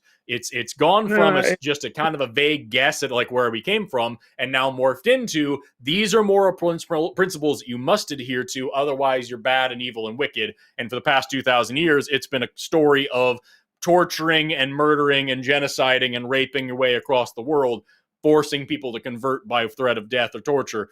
That's been religion. And so it's not really a cohesive societal thing as much anymore, as much as it is just like this kind of like thing that just hangs over our heads like a fucking albatross. Not really. The Western civilization is built on beliefs like this. Our calendar, our holidays, the way the wording in our Constitution is shaped by these ideas. So because the people who established it had those ideas, and they killed everyone who didn't have those ideas. That's what I was saying. So, like, yes, it's very interesting as socially cohesive. That doesn't mean that it's good, and more importantly, it doesn't mean that it's true. And we're curious about whether or not it's true. Right, but the name of the show is "Why Do You Believe in God?" or something to that effect. Like, why? Sure. What is? Right, I can't really see the screen now, but the reason why it exists is because it helps us to bind us together into groups so that we could survive and reproduce. But this whole thing about atheism, it fails because you can't build a civilization based on atheism. This idea that there'll be a utopian future where nobody believes in God is a non-starter, because let me just cut you off here, Chuck, because like I see where this is going and it sucks. Let's pretend that I agree with everything you're saying. I fucking don't, but like let's just assume, right? That religion has this great evolutionary utility, and it makes societies that are cohesive and they survive and reproduce. Does that tell you anything about whether or not the religion is actually true? Well, no, it doesn't. Okay, so then that's not worth talking about then. I can sit here and give you evolutionary reasons for religion. It doesn't have anything to do with whether or not religion is true. And now, today, in this world, we have social cohesion and shit without the need for religion. There's plenty of secular societies out there that are cohesive and productive and functional and populating and all these things. They're doing great. We don't need that anymore. We don't need the whip and the chain and the of religion. We don't need it. So, is your God real? And if so, is he worth worshiping? Well, it's real that it exists in our minds. Like, God is an idea so mysterious that it has no real meaning within grasp of the human mind. But because I agree that God is meaningless, but like that's not what I'm asking. Like, there's lots of things that exist in our minds. The Easter Bunny exists in lots of people's minds. Doesn't mean it's real. Doesn't mean it's worth caring about. So, like, religion has a major part of our history in social cohesion and in genocide, especially. It's really good at those things. But now, today, if you're saying that God is real in the same sense that a 7-day work week is real, or a 7-day week is real, sure, yeah, okay, yeah, it's an arbitrary thing that we use to like keep society flowing in a civilized way. Or I shouldn't use the word civilized in that way. I meant the word civilized in that way to be facetious, and I need to be very more clear about that. We keep society flowing in a way that the owners like. That's what religion's doing. But it's not real, Chuck. I'm saying God is real in the same sense that social justice is real, or human rights are real, or gender identity is real. These are all aspects of that exist only in our mind, but we can't really find in reality. You see what I'm saying? I love that you found a way to work in gender identity there, just to keep being transphobic. I would say like the whole thing is like it's not the same at all, because what you're talking about is just kind of a thing that some people thought of and now we know about as a whole, and we kind of do that. But there's a lot of things that do that. Aesop's fables fucking do that. Like you can pick your favorite. There's a million. Yesterday was Star Wars Day. Yes, it's like Star Wars is it. Star Wars It's a Day thing that we exists have in our now. minds.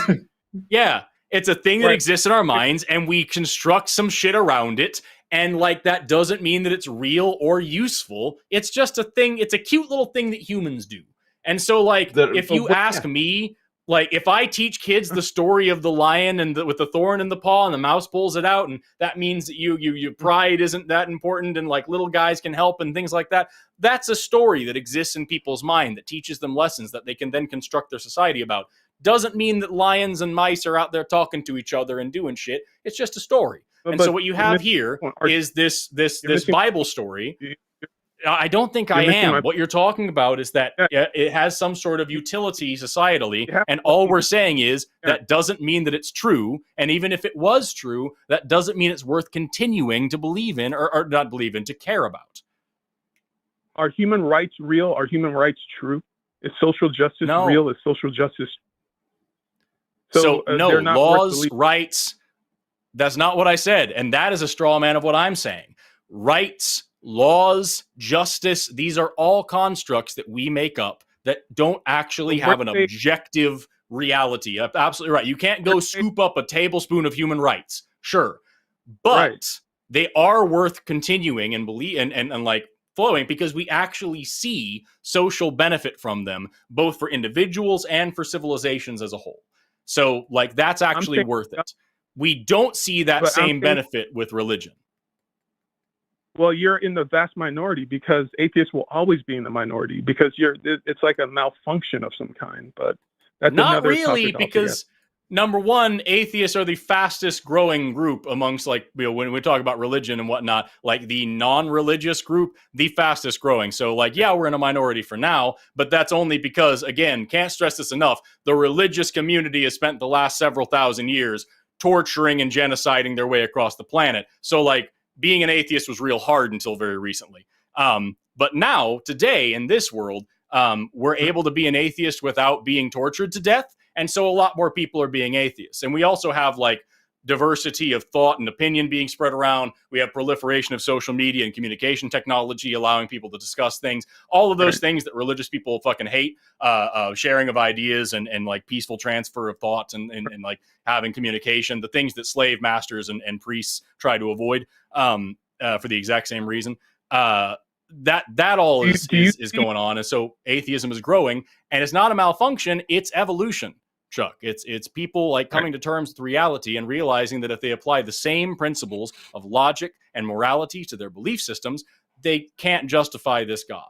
The exact same reason why I dropped my religious beliefs and Paul dropped his religious beliefs, and the exact same reason that I was talking about earlier, why I think that it's really problematic when scientists are also theists. Well, right. As long as religious people have more children than non-religious people, you'll always be in the minority. That's one. But for two, do you see an atheist? Not true at all. Utopia you see on the horizon where a glorious future where most people are atheists? Is that a view that you believe to, you cling to, that utopia where everybody's an atheist? I don't care about the utility, Chuck. I don't care. I care about whether it's true. If you convince me that it's true, I'll be on board. I also like to point out that religion is not a heritable trait. So, like, no, it's not true that as long as religious people have more children, there will always be religion in society. What you're talking about is indoctrination, Chuck. So, yeah, people will continue to indoctrinate their children, but because of what I just mentioned, the proliferation of social media and communication technologies, there will always be better arguments and better ideas out there helping to dismantle those religious beliefs and set people free from the chains that their parents put upon them through that religious indoctrination. And read the book by Ken Ham. I would never recommend a Ken Ham book except one called Already Gone, which is his study of why 75% of evangelical Christians are done by the time they're 12. Mm-hmm. That's the thing, and man. Those are just numbers for religion, us. If you stop teaching religion to children and try to introduce these ideas to people after their 21st birthday, there would be no more religion. It would end in that very same generation. It is only because of the deliberate indoctrination and fear-mongering that religion is based on and relies on that it is consistent and has spread this far. And also, again, can't stress it enough, the whole genocide thing that happened like a lot, that whole thing is very prevalent and very important for the history spreading of religion. And also, there's some countries in Europe that are secular that are pretty great. I don't know if you've heard of them. Yeah, that's also true. And also, I know I've been talking a lot, but I would also like to point out one thing. You mentioned like this whole like atheist utopia. The cool thing about that is that we as atheists would never treat religious people the way that religious people have historically treated atheists and also everybody else, like the LGBT people, women. We just wouldn't do that. Anyway, I would ask Chuck to respond to that, but he fucking hung up because we just it's right. It was actually while you were saying the last thing you said. Yeah, while you were talking that last time, he just kind of bitched out. But try it's again because you're just a Chuck. defective minority, Forrest. That's what it is. Oh, exactly. He just can't argue with it. Yeah, Chuck, I would encourage you to do two things. Number one is call back sometime, especially when I'm on. Let's talk. But before you do that, I want you to think about what you are going to talk about before you call. And just ask yourself questions and be like, yo, here's this thought that I've had. Double check. Are there any examples of that not being true? Is there a reason that that isn't accurate? Go to Google and say, assume the thing that if you're saying that religious societies are better, or whatever the hell you're saying, go to Google and just check if there's better societies that aren't religious. Check that alternative hypothesis. Think about what you're saying and then call. Try that sometime. We've got a few other people left on the line. And I think we are closing lines right now. So we've got a few people left. I think we've got 5 people left here. Do you know, are you familiar with, or rather, I'm sure you're familiar. Do you know personally Dark Matter 2525, Paul? Yes. Okay. Yes, I know of him. I don't know him personally. So I'm going to let you take this. I've communicated with him. My partner Shannon has done a number of shows with him. She's quite frequently a voice actor. Nice. I hear he's a really nice guy. He's amazing. Okay, great. But yeah, it's one of those circumstances where like someone who looks incredibly intimidating and gruff has the kindest heart you've ever seen. Like it's one of those situations. So yeah. I love that. So I'm going to let you talk to this guy then. I might chime in, but this will be mostly for you. We've got Hank, pronouns he, him, calling in from Prickly Anus, who's a theist who, and this is just what it says on the call screen. It says, do you agree that Dark Matter 2525 drew Yahweh, the god of the Abrahamic religions? Do you agree that Dark Matter 2525 cartoons exist? Does that mean that we can conclude that Yahweh exists in Dark Matter 2525 cartoons? That's what's on the call screen. And this person is a theist calling in with that string of questions. Who knows how it'll go? I defer to you because you know the dude, and I'm assuming that this is just a specific. Yeah, I'm going to go and predict this is just a call hating on Dark Matter. But let's see. Hank, you are on the line. How are you doing today? Okay, this is Hank O'Flame come from Pittsburgh, Pennsylvania. I don't know how Prickly Anus got on your screen. I'm going to take a screenshot to prove it. Second of all, I'm a member of Unitarian. It just said PA, and I take a guess. Yes. So I'm a member of a Unitarian Universalist Church, so any anti-trans, anti-gay narrative you may come up with will be irrelevant to me. I do not hate Dark Matter 2525. Yes, I'm a Unitarian Universalist. So okay, so don't bother with an anti-trans narrative. It's not relevant. It does not apply to me. I actually like Dark Matter 2525.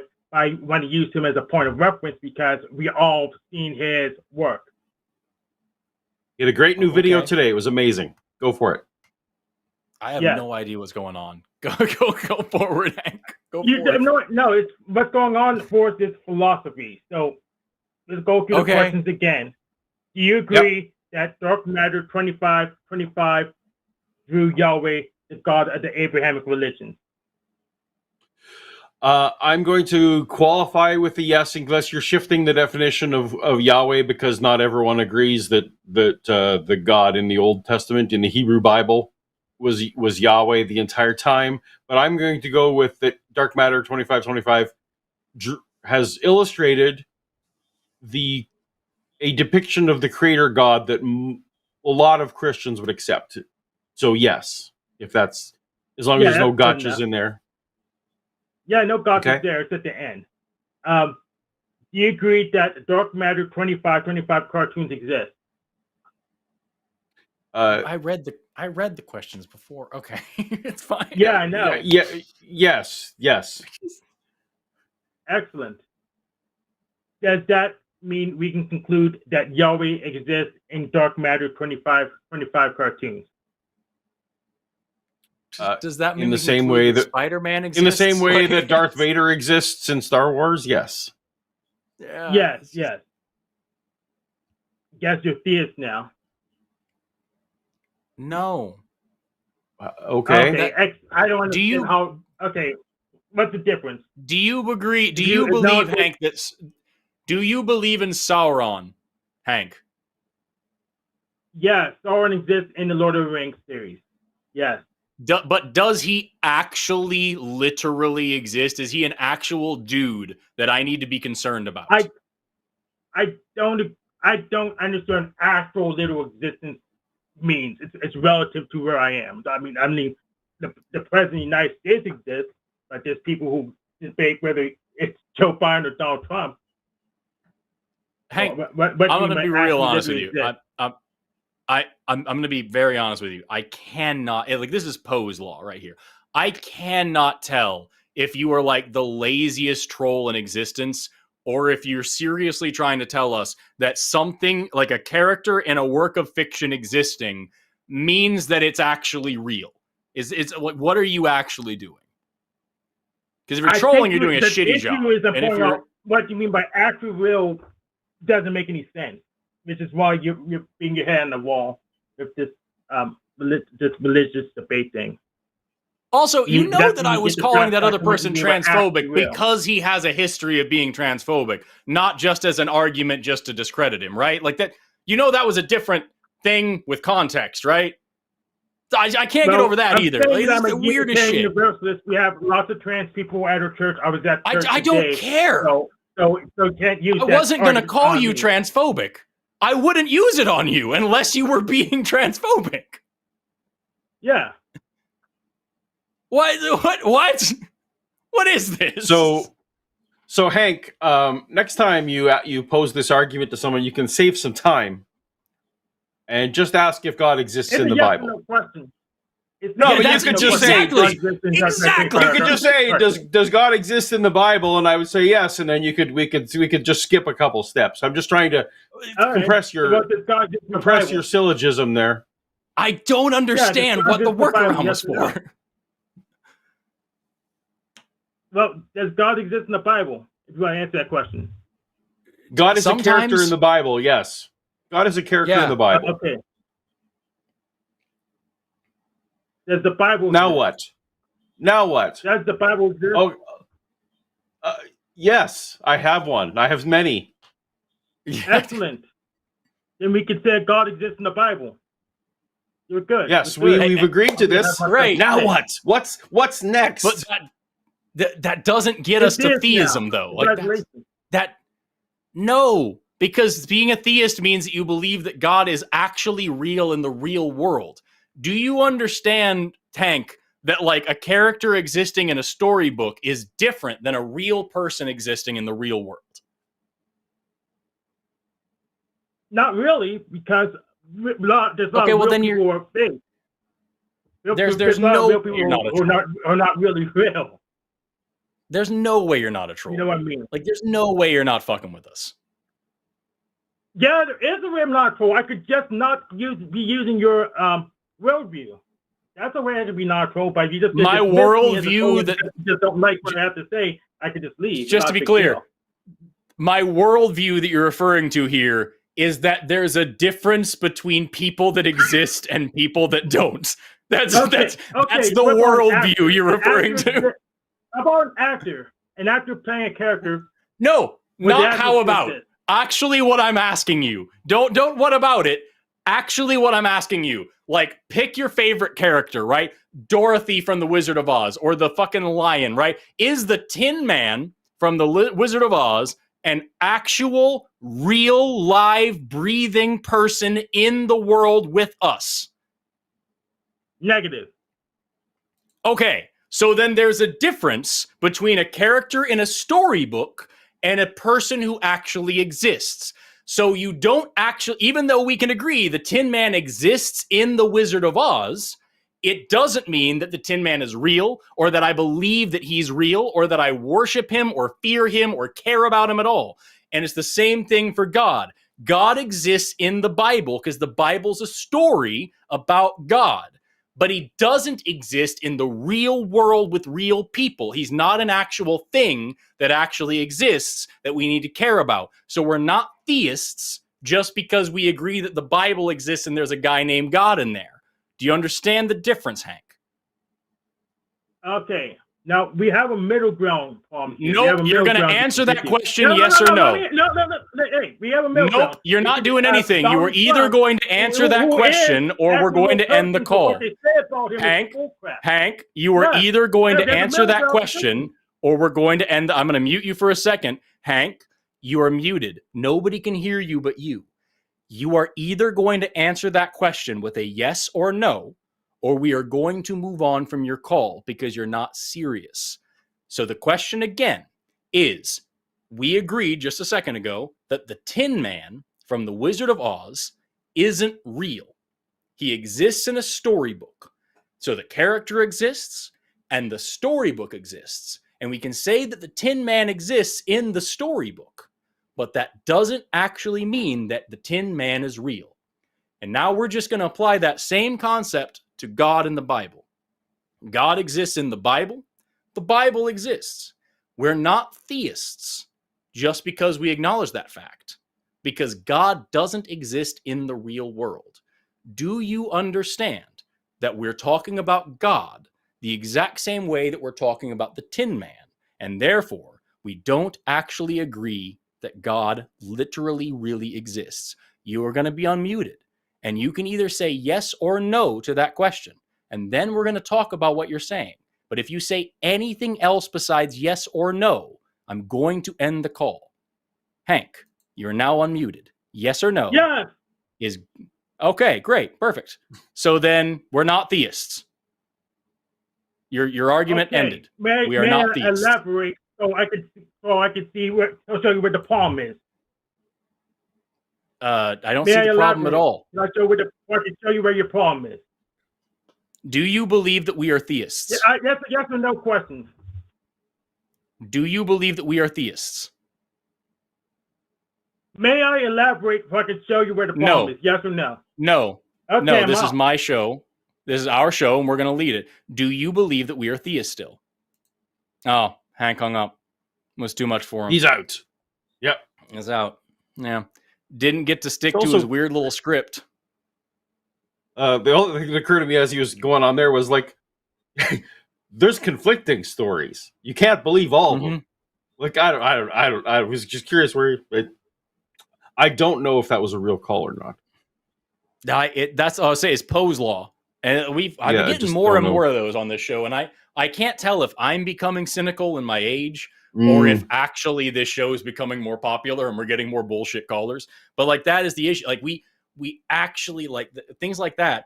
I cannot tell for sure if that guy was just trying like hell to waste time and be silly, or if he actually couldn't tell the difference between saying the story exists and the real literal person right? exists. Yeah, like, exactly. Yeah, and that's why like, I was getting very concerned for Hank. Frankly, it's like, how is this man going through his life? Yeah, it is troubling. At least we got him to agree that we know that the Tin Man isn't real, and we're not saying that God is real just because Dark Matter 2025 drew a picture of him. Well, like, holy fuck, bro. Guy believes in all sorts of things. Easter bunnies and tooth fairies and Santa Claus and all that, because there's pictures of those things. And that means they exist. And yes, I know I am straw manning his opinion to be funny, but honestly, is it a straw man? We've got a few calls left. We've got Nikolaus, cool spelling of your name, calling in from Untamed Suburban Anarchists. Hell yeah. who's a theist who wants to ask how come religion is declining. We actually touched on this a minute ago, but I'm interested to hear if you have some different questions. Nikolaus, you were on the line. How are you doing today? I'm good. Can you hear me? I can. There's Indeed. a lot of noise going on around you. Are you on a speakerphone situation, or are you just in a windy area? Yeah. Yeah. So how about this? I'll turn down my my fan. See if that helps. Can you hear me That's a better? little echo. It's a lot better. It's still kind of echoey, but it's not as bad as it was. Okay, then that probably the fan helps. So just pronounce my name. It's Nicholas without the U in it. So it's a yeah. So and my last name is Polish, but whatever. But the thing is, I've watched your YouTube channel, Forrest. Of course, I saw a few of your videos about like evolution, etc. A lot of things. The one thing maybe you can help me on is why is religion declining? Because I found this statistically about it, and I have a few theories why. Maybe you can help me out with this. This is my theory: is one, people are starting to realize that there's so many sources out there, and that we're discovering these ancient civilizations throughout the entire world, and there's not one way to connect to a whole spiritual thing or whatever, or there's a lot of questions more than answers. There's not one way to answer, like, this is the right way, period, type of way. And also, like, technology is evolving. We're learning new things about medicine, our mind, our brain, how it works. Because if I'm not mistaken, we only know 5% of it, or a bit more than that. If I'm not mistaken, I could be wrong. But maybe you can help me out on your side. Why in statistics, why is religion declining and some religions are going up? Because I know a reason why Christianity is declining, and there's people getting pissed off about it. I think that's BS to get pissed off about, because the funny thing is I'm a history guy. So throughout history, in Christianity, throughout that, there's a lot of turmoil, a lot of what I've learned through high school and now through college is that there's a lot of heartache that they're trying to push, like, this is the right way to connect to whatever your spiritual or whatever it is. And I've learned, like, I've read on articles about like what they've done to the natives here in the U.S., which is horrible. What they've done to other places and cultures, like to India, for example. But there's a lot. I know there's more to it than that. But maybe you can help me out on why we are in today's era and time we're discovering these things, and is that why a lot of people are like getting freaked out, like, oh, that the end times are coming, or et cetera, et cetera, et cetera, which I believe they're not. I think, in my opinion, they're not. I think the whole thing is, like, honestly, I think you touched on a few points there that are important. But, like, more than that, I think that, like we talked about with one of the last callers, do you have the show playing in the background? I just hear a lot of, it sounds almost like there's syntax to the gumbling that's going on in the background. Yeah, I've even got a noise gate on, and it's not helping. So I'm going to have to mute the caller. Or Forrest, you can do it, whatever. Yeah. How about that? I paused it. I think it was going on, so I paused it. So okay. Actually, hang on. I know what it is. Hang on. I know what it is. If you go on a show, definitely don't be playing the show. That's just the rule. Yeah. It's not the show. Garbage. It's not the show. It was my it was like my whatchamacallit thing that kind of helps breathe out my room a bit. Sorry. Sure. It was not the show at all. So my fault. Yeah, if I keep hearing it, I'm just going to go ahead and, like, just mute the call while I'm talking and then bring you back. And I am hearing it, so I'm going to mute the call right now, and then I'm going to answer you, and then I'll let Paul answer you, and then I will bring you back on so you can talk. So I think you touched on a couple of things that are really important, but also we talked about this with the call with Chuck, is that communication technology and social media are becoming more prolific. and people are able to share not only ideas but also history, and that's one of the things you touched on. And we're starting to actually be able to have serious discussions about religion without the fear of punishment. The way that religion spread was not through good arguments. Religion spread through indoctrination, through fear, through torture, through genocide. And it is now at this point where it's just kind of the standard because it's so ubiquitous around the world for all those reasons. And we still have people today who don't understand how you could function in society without this belief that's so common and so identifiable, something that really like summarizes their existence in the world and is contextual to like their community and all these things. We've kind of moved beyond the need for that, and people are learning how to be good people and how to just be good, how to just exist without the need for a god. And also learning that there's, not only is this not justifiable to believe in, it's actually fucking harmful, and it's got a lot of issues and a lot of baggage attached to it. And so people are dropping it. Paul, do you have something more specific than that you'd want to touch on? Well, I mean, the thing I point to, I'm a source methodology guy, so I like to think, well, what's the poll where they said that religion is waning? Well, did the poll also ask why people are leaving?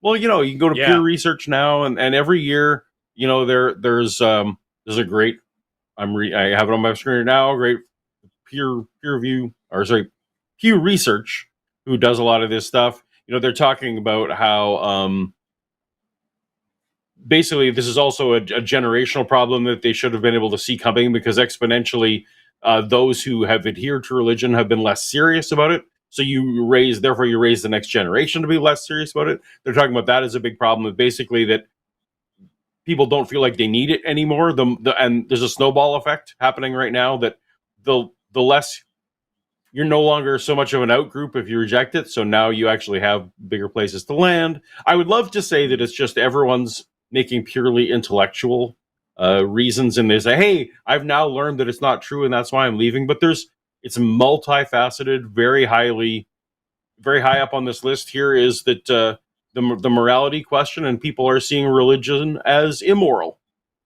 and that is being a large driver. So absolutely, I would love for it to be that, hey, everyone just learned that it wasn't true and then stopped. But it turns out there's lots of reasons, and you'd have to ask each individual person. I also hate ascribing motive to people.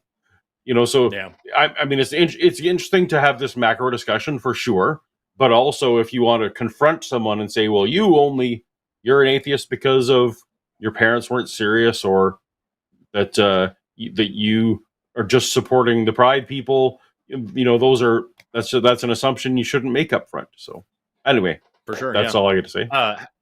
Nicholas, I'm going to bring you back, but again, if there's something comes up that we have to talk because of that noise issue, I'm going to have to mute you again just so that we don't hear ourselves weirdly in the background. So forgive the impertinence. It's not personal. It's just so that we can have a functional show for the people listening. You are back now, though. Can you guys hear me better? There's nothing in the background, hopefully, please.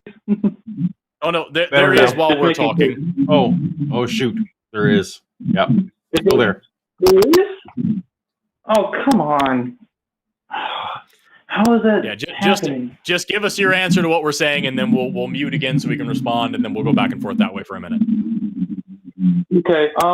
Honestly, you make great points. Yeah, and I've read, there's a lot of people that have been listening to and watching, listening to Matt Walsh's his speeches, Sam Harris's speeches, John Carvino speeches, for example, and they make great points. It's very funny to put Matt Walsh and then Sam Harris in the same category like that. I know. Look, I know it sounds weird, but the thing is that look, I look at this. I believe there is a balance in the world that we live in. If there's too much good, everything will be blinded. You'll be blinded by a lot of things.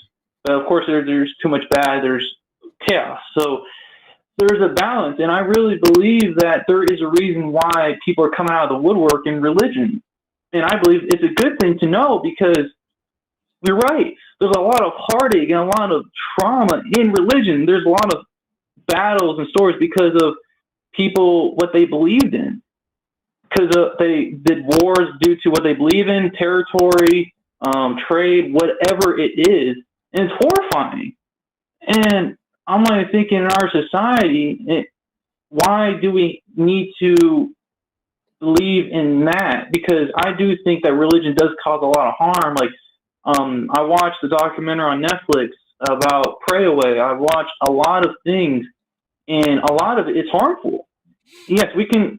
I do agree that there are a lot of bad apples in a lot of places. Yes, but that doesn't mean all people are like that. No, it's not. And so let's try to. Yeah, it's not exactly what we're talking about. Let's try to pin something down, though. I'm going to mute you for a second because God, that's terrible. So let's try to pin something down because that isn't exactly what we were talking about. I agree. Not every religious person is a fascist theocrat that's going to go, murdering their way across the world to convert people by the sword. Like, of course, that is the history. But that is what happens when religious people get into power.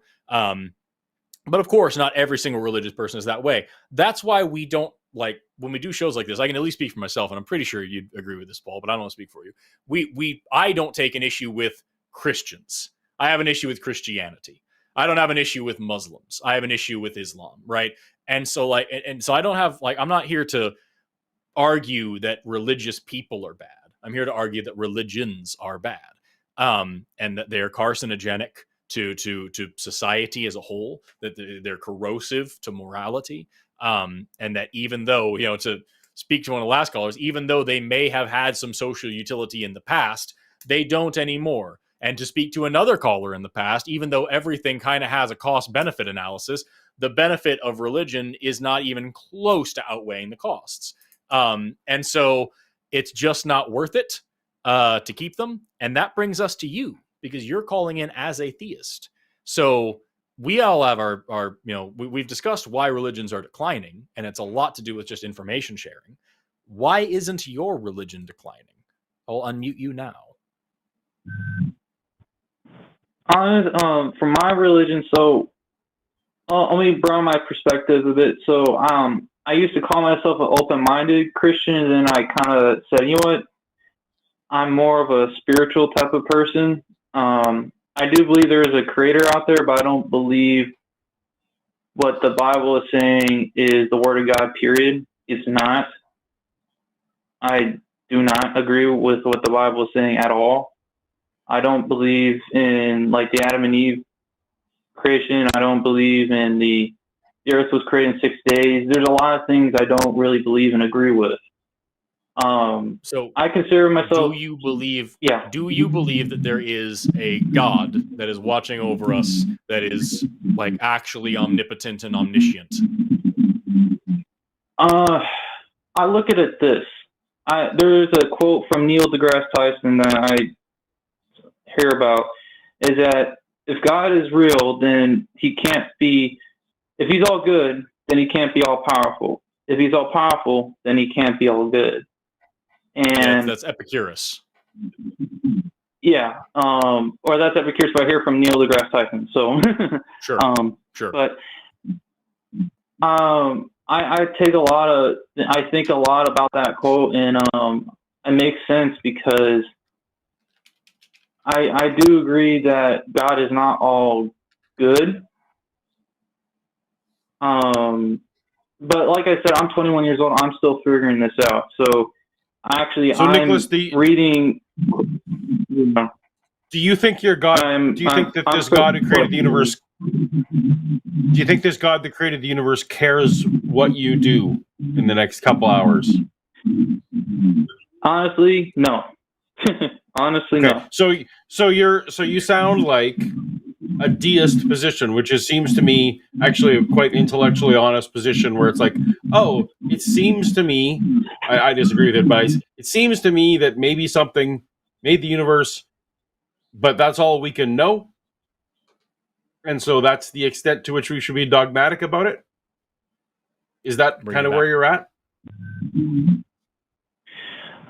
And haven't really thought of that. That's a very interesting thing to think about. Because for me, I've been starting meditating. So, and again, I'm meditating again, and actually, that does make sense that like God wouldn't care what I am like doing in a couple hours, because I've told myself, why should I believe in someone breathing down my neck that I'm going to hell because of what I think, or why this is a great point and I agree with it, and why this is a good not thing I don't believe and I don't agree with it. It's kind of silly to think having this breathing down your neck that you're going to hell in the future, because we don't know what the future holds. We don't. I know it's going off topic, but I was trying to. This is really important. So it's really important because it's what you believe and why. So I think you should definitely, if the extent you can be dogmatic is maybe something kicked this universe off, I think it's a great starting point for you. Look up deism. See if that aligns with you, and maybe you can eventually move to atheism, or maybe you stay with deism. That's all good. But I agree. If there is a God, we can't know what he wants, or she, or they, or however that goes. So let's not pretend that we do know. I think that's a great, and that's a lot of people are thinking that way, Nicholas, and that's why the rise of the nuns. Yeah, I would also build on that. Like Nicholas touched on that kind of Epicurean quote that deGrasse Tyson, then also a paraphrase of either God is all knowing and all powerful, or he's all benevolent. Like you can't be both, and like that's. I said at a call earlier on that if there is a God in charge of this universe, he's a monster, and I want nothing to do with him. So I think what you touched on there with deism is really important. This idea that, God just kind of poofed the universe into existence and then fucked off. Sure. Yeah. If you want to go, if I made the universe, that's what I would do. Right. But then, God's just this fucking deadbeat dad. But or you could also if you get there, Nicholas, you would then, the next thing that you should ask then is number one, do I have a good reason to actually believe in that? Is there any actual positive evidence for that? Or is it just falling on I don't know where the universe came from, so I'll put some magic in there. And also, is also that worth my time? Because it's the same thing as the whole simulation theory, or the maybe you're a brain in a vat, maybe you're in a computer game right now, maybe it's unfalsifiable. There is nothing that I can do to prove to you that a God either did or did not poof the universe up and then go away. There's no way to demonstrate that, either positively or affirmatively or negatively. And even if I were to present you something that proved it didn't happen, you could say, well, yeah, God made it that way so that it would look like that. And it's not, you know what I mean? It's completely unfalsifiable. So we'll bring you back now so you can respond to what we just said. But I think you're with what you're talking about right here, it's sounding a lot more like atheism than I think you realize. And I think you're a couple steps away from dropping this belief, but that's just me. You are now unmuted. You know what's funny? My aunt told me that we're in a computer situation. What are the chances of that? My aunt said the same thing. It's hilarious. And actually, I read this book called The Four Agreements, and a lot of it makes great points that, say, a God, for example, to say he's breathing down, and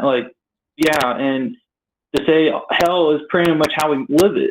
Heaven is how we live it. So in a way, it's kind of we're in it now. And I think you're right. My mind is kind of saying I'm portraying I'm a theist, etc. But I never got into deep rabbit hole in that way. But at the end of the day, I look at this, to answer your question, that is it worth my time?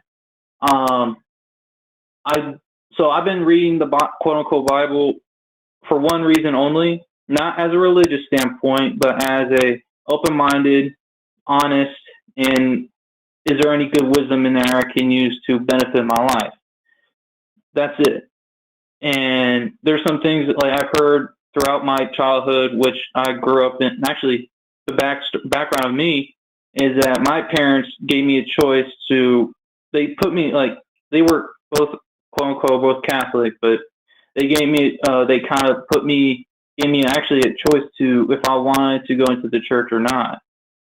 And when I stepped out of, I'm sorry, I'm muting you for a second, Nicolaus, because I wanted to say that's fucking great. And like, if you, as we've got to move on to another thing, but like, I think it's awesome that you had that opportunity and that you didn't have to like be like super forced into one thing. And I'm glad that you're reading the Bible just as literature and just a kind of exploratory thing. I think you'll see how monstrous that God is if you read it honestly. But also, if you read that Bible and you find anything in it you do consider to be wisdom, then look to see whether that wisdom existed before the Bible or outside the Bible, because there isn't really. I have yet to find any wisdom, what I would consider to be wisdom, that is uniquely from the Bible. So. But that is precisely where I was going. I'm glad you said that. No, I'm sorry. I interrupted you for no reason. No, it's okay. There you go. No, I'm glad you said it because I was going to. I would have said it in a way longer way. I would just say that, like, this is going to make me sound very old, and I feel very old saying it, but like when I was your age, I did a lot of the same shit, and I was very like spiritual, and like I looked into a lot of religions for like philosophy and like wisdom, and like there's something here, the meaning, and like Paul was saying, there's not a single thing that I found that I couldn't get on my own or in a different way without the baggage of the religion as well. So I think, man, if you just like, you're already chipping away at this theism, and like I think if you keep looking for these good life lessons, you're gonna find them everywhere else, and you're gonna be able to construct them yourself at a certain point, and you're gonna learn that this religion and this God belief is increasingly useless and just a weird little pocket of ignorance and fear that is going to become a lot more redundant as you move on. So with that, Nicolaus, I'll let you say the last thing, but then we're going to move on to, we only got a couple callers left. You are now unmuted. All right. Well, actually, to answer that, since I started reading the Bible, yes, it is pretty much dogmatic, and there's a lot of evil crap I've read, and it's horrifying.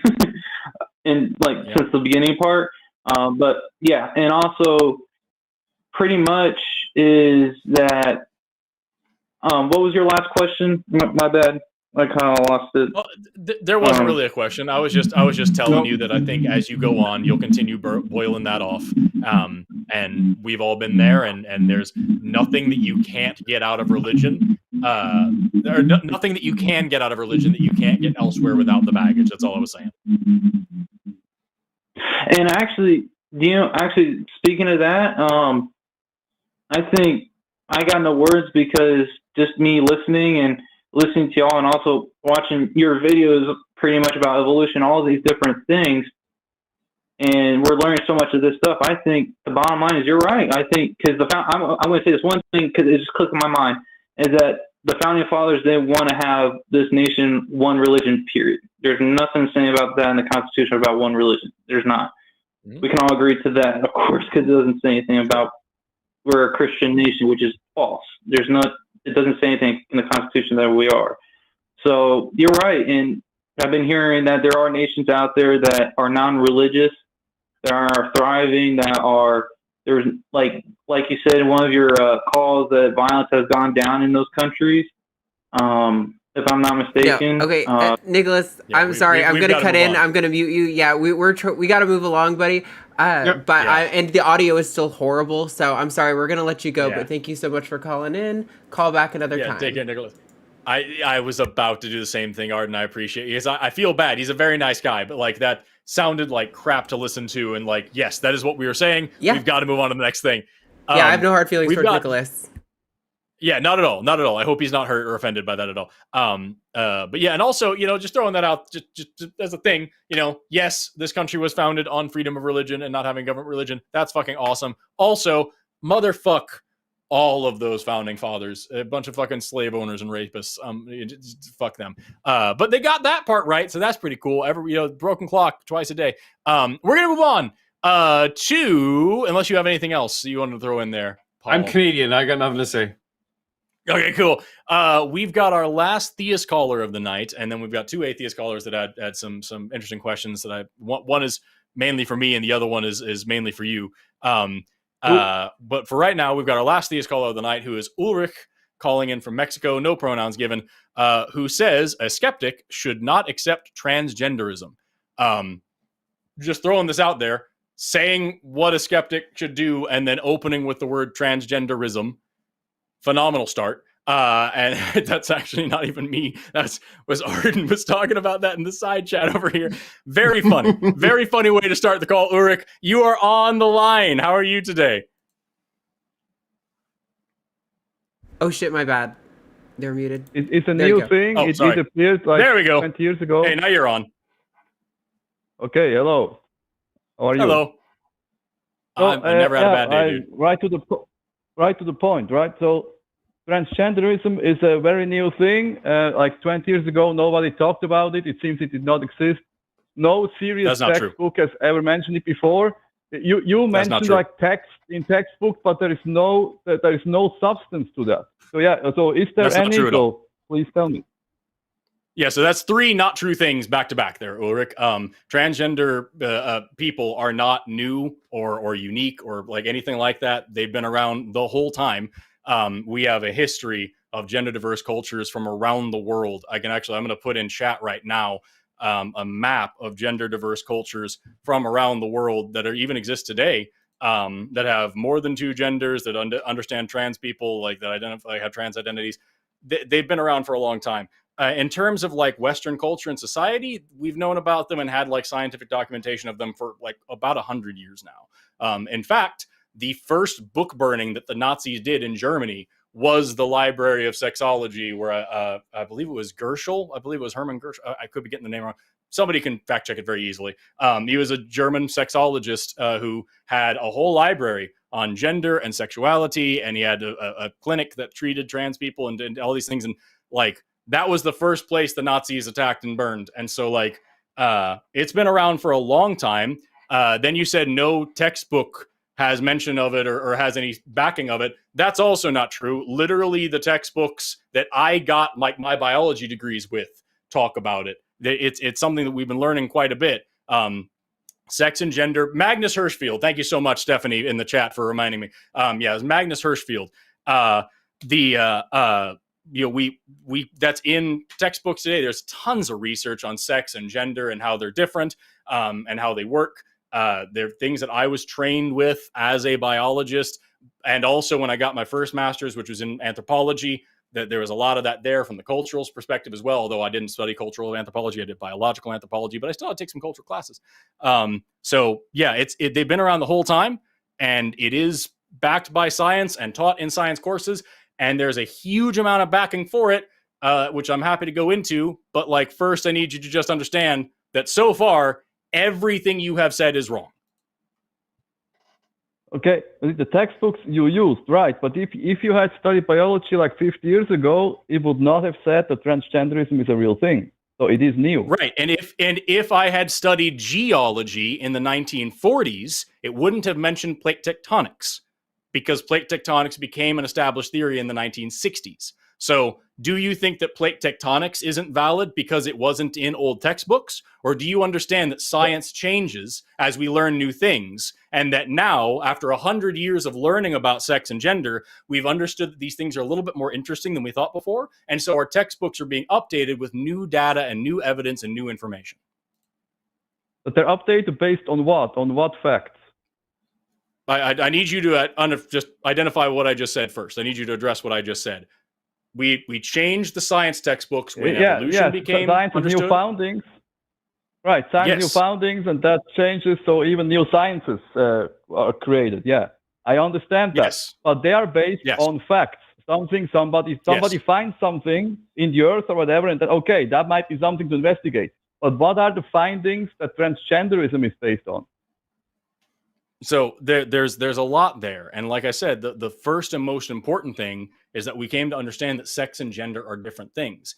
And the easiest way to wrap your head around that is just what I just said a minute ago, that throughout history, we've seen countless cultures that have different concepts of genders, different numbers of genders. Even in, our Western culture, we have had a complete change in what genders are and mean over the centuries. Back in before the mid 1700s, it was very masculine for men to weep and faint with emotion. You can look up the manly weeping. That was a big prevalent thing. Now, that's definitely not a masculine man behavior anymore, because our concepts of gender change, because gender is a social and fluid concept that changes from culture to culture, from generation to generation, from person to person, sometimes from day to day.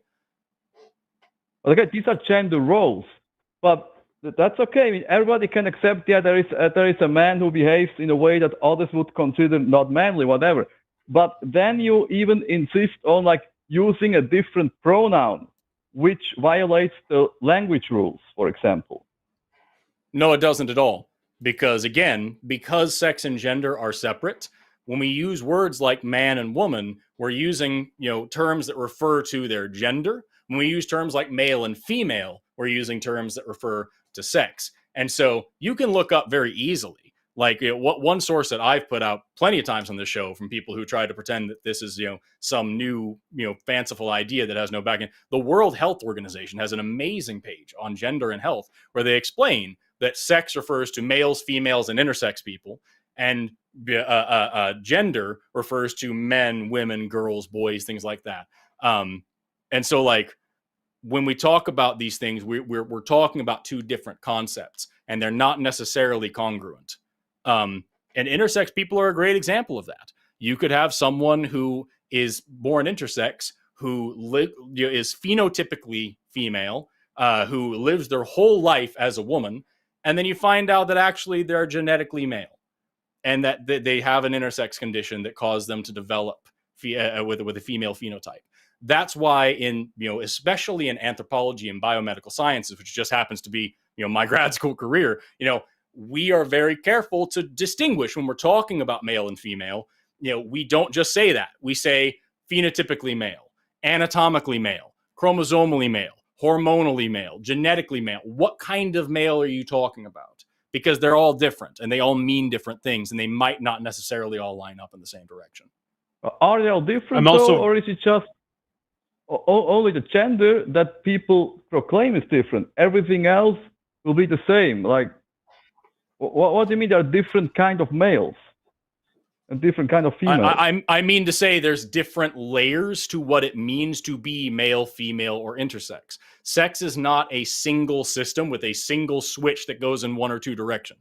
It's actually a multivariate, complex system with a variety of different factors that go into it. Not a single one of those factors is solely determinate of the outcome, and not a single one of those factors has only two options. And so what you get when you plot all of this cacophony of madness you get a kind of bimodal distribution with two major lumps and a continuum of variation in the middle. And so that's where we get what we call sex. But gender is different than that, and sex and gender aren't necessarily congruent. But why I'm very curious where these rules of grammar are written. Ulrich, where are these rules of grammar written that are being violated? And in grammar books that I use. No, okay, but so yeah, I mean, if the grammar, but language is language is not biology. Language is determined by humans writing stuff. That's language. Biology is different. Right. Your study is different. Yeah, it's not based on words, but language is based on words. But you understand that nothing can violate language, right? Like the word literally now means the opposite of what literally used to mean. Truth. So language doesn't actually have prescription. I just want to set this pronoun weirdness aside for you for a minute, because that's you create no such thing as like I call here, they ask me what my pronoun is. I find that to be a weird question. Why is that? You know that in my life, Ulrich, do you know that in my life I have been called ma'am before? Yeah, me too. Many times, actually. And do you know that normally I go by a cartoon? I didn't give a shit. I was called miss and ma'am, and I don't care. Why is that important? Are we not adults? Right. So adults, why because do you care some people, so why am I because some people very much prefer to. So if you have a preference, why would you not want to honor someone's preference? It's not honoring, it's a misuse. If you say them for a singular, it's a misuse. Them is a plural. So, Ulrich, just really quick, just hold on a second. Let's just demonstrate this, why that's fucking stupid, really quick. Ulrich, okay. There is one person knocking on my door. I should go talk to them. I wonder what they have to say. Because we don't see it. We don't see the person. As soon as we how see many? the person, Hold on, Ulrich. Yeah. How many people was I talking about? One. So Yeah, we because can that's the establish that what unknown. you just said, I'm going to need you to just let me finish a fucking sentence. What we can establish is that, again, what you just said is wrong. They and them and their can always, it constantly is used to refer to just one person. It doesn't necessarily mean a plural. If we don't So if know we're talking their about gender, right. If we No, don't know, it isn't but just if when we we don't know their gender. then we change. Nope. So because some people, because gender is a social construct, some people who don't identify with either of the genders on offer, who can be non-binary or trans or just not really prefer either one, You cannot be we can use non-binary. they and them for You're a that. biologist. Why do you think somebody Yes. can be non-binary? It does not exist. You either have a Y chromosome or you don't. If you have a Y chromosome, you're male. If you don't, you're female. There is no non-binary. Okay, so let's address that. You said if you have a Y chromosome, you're a male, and if you have you don't have a Y chromosome, you're female. Just really quickly, I've already established several times that sex and gender are different things. But just ignoring that for a second, what then would you say to the women out there who have Sawyer syndrome? Sawyer syndrome is a type of intersex condition where they are born with XY allosomes, and yet we have case studies of women with XY chromosomes who have gotten pregnant and given birth to healthy babies. So are they actually men who are getting pregnant and having children? Yes, but that's quite an exception, is it? That's not a rule. Okay, that's so not then a no, regular that's thing. nope. We're gonna move on. So you accept that men can get pregnant? Yes. Only in that specific case that you just said. I've never heard of that before. Doesn't matter. Yeah. You've said that you accept that sometimes you can have men getting Not pregnant, sometimes, right? in a very specific rare case that I've never heard of before. Yes, which means sometimes. Which means sometimes. And what about De La Chapelle syndrome? De La Chapelle syndrome is another type of intersex condition where there's a couple ways it can work. One of the ways is that some or all of the SRY gene, which is really important for male phenotypic development, gets translocated from a Y chromosome to an X chromosome. And so there are men out there who look are completely phenotypically male, just like me, who have XX chromosomes. So do you think that those people, because they have XX, are actually women? They're actually females. We could agree also that there is something wrong that they have weird. Nope. You're going to answer the question yes or no, Ulrich. You are going to answer the question yes or no. Do you accept then, because De La Chapelle syndrome exists, that there are some XX men out there? So those are men with a penis because who of are that actually syndrome, women. but not because they declare themselves that. Yeah, if they have that syndrome, So yes. then you accept. So then you accept that some women have penises too. No, because they have XX and they have penises. That's what you're saying. Yes, they have XX Is that and what a it's penis. saying? That's what De La Chapelle syndrome leads to. And there's also persistent Mullerian duct syndrome, where you can have XY chromosomes and a penis and a uterus. But we can talk of all these rarities and all these weird exceptions that happens like once in a million years.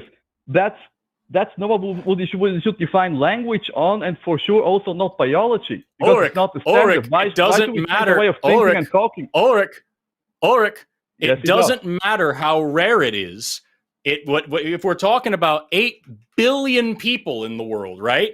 So if we have 1% of them that have these super rare conditions, just 1% of the world, that's 80 million people out there that you're talking about. So you don't just get to gloss over them and forget that they exist. And again, I can't stress this enough. We're only talking about intersex people here. We're not talking about trans people, because sex and gender are different things. But based on your definition of sex and your conflation of sex and gender, you are saying that men can have ovaries, or can have a uterus. Men can get pregnant. Women can have a penis. Women can have XY chromosomes. You're saying these things. So you understand that actually, Ulrich, you're going to let me finish. What you are saying, based on your definitions, is that actually sex is a little bit more complicated than just X, Y equals man equals male equals all this, and XX equals woman equals female. There are illnesses and there are misbuildings and all of that. But in general, it's not complicated. There are two sexes, there are two genders. Look, how many arms do people have? Two, right? There are some people with only one. That doesn't make it a spectrum. That doesn't make it normal. Right? People have two arms. So that's a true statement. I'm gonna show you something really cool. Watch this. Most people have two arms. Most people have two arms. Yeah. Typically, people have two arms. In general, people have two arms. On average, people have two arms. Similarly, most of the time, people are either male or female. Generally, people are either men or women. Typically, gender and sex are co-aligned. But that isn't always the case. And sometimes there's people, 80 million people, if we just have 1% of the population who are intersex, which, depending on what study you read, is either a little bit more or a little bit less than that, 80 million people about who don't fall into that binary, and you can't put them into those boxes and just force them to live your way. And we talk about trans people, the numbers are actually quite a bit higher than that. And so, like, you have millions, tens of millions of people that don't fit into these two parochial little boxes that you're building here, because we have those boxes because we're going on. No, it doesn't. Because what we're talking about are natural things that happen in nature. Yeah, as an accident. There happen accidents. That's like the guy with one arm. What's the definition of accident? Something went wrong. So what's the definition of accident? Something that causes harm that is not supposed to happen, that nobody wants to happen. Like I so you're saying that there's some arm, right? So you think that nature by accident? I was going to say chocolate chip cookies were invented by accident. Yeah. You're saying that nature has a set purpose and it's only doing things on purpose, and sometimes it fucks up, and that's where we get these abnormalities. And that's simply not how biology actually works. So again, what we've discovered over the past 100 years is that our several hundred years of using sex and gender as this strict binary where they're the same thing all the times actually doesn't fit with the data. And that the binary models that we've got so far are only achieved by glossing over and ignoring everything that doesn't fit in that model. And that's not how science works. That's not how progress works. And that's the same thing as why we developed plate tectonics theory. Same thing as why we developed evolution theory. Same thing as why we developed the heliocentric theory of the solar system. We learned that nature is a little bit different than what we thought. And so we changed our minds with new evidence. And the evidence today is showing us that sex and gender are different things, and neither one of them is a strict binary. Ulrich, I promise I'm not saying this to be a jerk. Ulrich, I promise I'm not saying this to be a jerk. How many genders are there then? Ulrich, how many genders? We're going to let Paul I do speak. not know. I am only 70% confident that I know what gender you go by based on your voice. That's true. This is not an insult at all. I'm not meaning that way, but I am only 70% sure that I think that you would identify as male, but I'm not completely sure about that because there is some ambiguity in your voice. Also, man, not if you had given our call screener your pronouns, then I would know for certain. And definitely when the call is done and we're talking about you, I wouldn't misgender you. So there's great reasons to use this language and to be clear and to express your preference so that just as a normalization thing. And where we're going with that is that not everyone, you've acknowledged, not everyone expresses their sex in the same manners. There's a spectrum of ways to express sex, and we lump some of those things colloquially as gender. But if you had the fact that you were scoffing at us for asking you what your pronouns were, That's just courtesy. I was not scoffing. It doesn't make sense to ask that question. That's what I say. Why does it not make sense? I'm only 70% sure what you would prefer me to use. Whatever, I don't care. Call me unicorn, whatever. I'm an adult. I don't care. Well, that's a weird thing to be concerned about. Then is to say, hey, that's like very weird. I'm concerned about you're upset. No.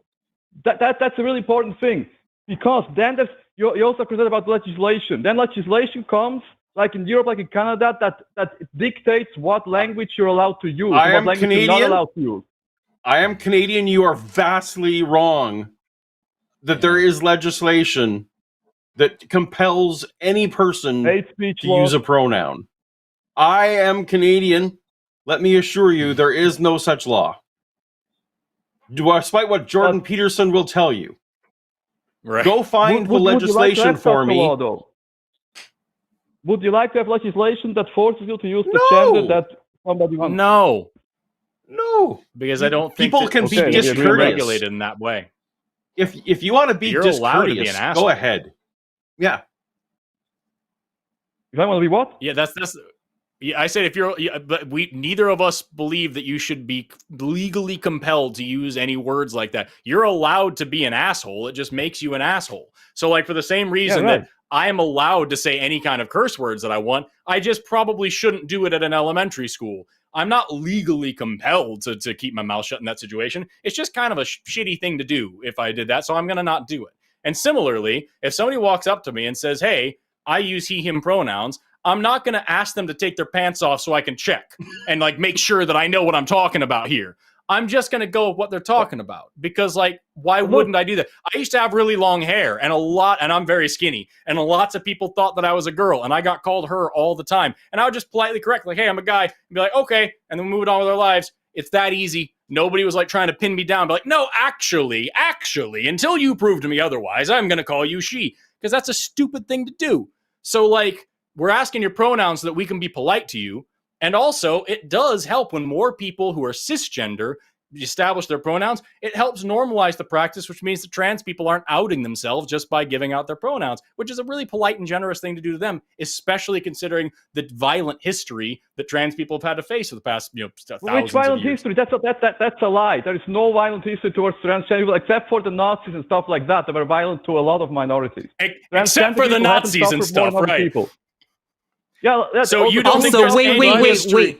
I have to jump in as the resident fucking trans person. At the beginning of this call, you said trans people didn't exist before the last 20 years. Yes, but you're not trans, and right. now, motherfucker, you're talking about us existing in the 40s. So not only are you dishonest and stupid, but you're also a liar, apparently. Me right now. I don't say I want that. I never said I want any violence or anything like that. Nobody said I don't care. I'm calling you. I'm pointing out that you're a fucking liar, dumbass. I apologize, you host. Oh, swear words. Yeah. Oh yeah, no, we're very bad. We use swear words here. We're you evil put people. the level We're down of that conversation. I was polite. I let you talk. You don't let people talk. You cuss at them. You insult them. You're right. I'm not going to let you talk. I'm going to mute you. I am thoroughly sick. You need to call in to my show, actually, on Thursdays at 2 p.m. Central. You're still talking back there. Just to let you know, you're muted. Nobody at the show can hear you. Because I've got all the power, motherfucker. Welcome. Call into my show. I'm going to give these hosts an opportunity to wrap up. But you are done speaking. So congratulations. He also he hung up while she was talking because he couldn't handle a trans woman in power. Or maybe just a woman in power. He was a theist, so maybe he was just a sexist fuck anyway. And we don't know. Yeah, I was curious if he was a Christian because there's laws in the Old Testament against being trans, right? Like in Deuteronomy 22, there's literally laws against it. If it didn't exist, then you didn't need to have laws about it. Right. I also want to point out, I see in the chat here, Stephanie, who is also our call screener today. Thank you so much, Stephanie, is a 70-year-old trans woman. The whole reason that he got to be on the show is because a trans person let them, and because a trans person produced the show that he got to get on here and say that trans people don't exist. Fucking It's so nice that we invented trans people. That's great. Yeah, yes, just in the past few years so we could run this show. What another great invention. That was sarcastic. That was I apologize for steamrolling. I was not trying to steamroll. we're good. The blatant lie just pushed me over the edge. It was unlikely to end well. Yeah, I'm glad that you did, because like to say trans people haven't experienced any like special violence that anybody else has. Are you fucking serious, dude? That's the kind of shit, like when people say racism doesn't exist and like black people are just equal in this country and everybody's fine. Like, yes, Martin Luther King gave a speech and the last racist in the entire world shot him, and now there's no more racism. That's how it happened. It's that same level of fucking stupidity and ignorance to say that like that doesn't exist. It just means you're deliberately going out of your way to not pay attention to it. And yes, the world is very pretty when your eyes are closed and your ears are plugged. But unfortunately for you and everybody else, there's a real fucking world out there where people actually need people to stick up for them. And I know as a Christian, or whatever theist you are, that's difficult to understand. But other people's lived experiences matter. And just because you read something in a fucking book doesn't mean that it's real. I'm sorry. Now watch as some fucking transphobe douchebag clips that. And it's like, see, just because it's in a biology book doesn't mean it's real either. We've got 2 calls left, and we're going to move on to them. We've got one for you, my friend, Sebastian. All right. Pronouns he, him. Calling in from Nipple Yarn. Don't like that. Who's an atheist who accidentally came out as an atheist to his Protestant parents, and they keep trying to convert him back to Protestantism, and he would like some guidance on some of their arguments for their religion. I think this is really up your alley. We've got Sebastian. You are on the line, my friend. Howdy. That was quite a call, I must say. Yeah, it was fun. Yeah. So... Oh, I'm sorry. Actually, Sebastian, just one quick second. I just want to point out Daniel Essex in the chat made a really fucking good point, and I want to just take a second to point it out. Daniel Essex said he was okay with Forrest swearing, but then got upset when Arden started swearing. So yes, sexist too. The fact that the woman started speaking with the naughty words, and then he gets all fucking butthurt when I'm cursing the entire time. Very fucking telling. Very good point. Now, Sebastian, I'm sorry to interrupt you. Please tell us what you're calling about. She wasn't a very good caller, that So it's more of, this is an argument that I've not heard on the show, and I've been listening for a while. Forrest, I love your stuff. Thank you. So my parents constantly try and convert me basically every time that we sit down, and it's just the 3 of us. I'm sorry.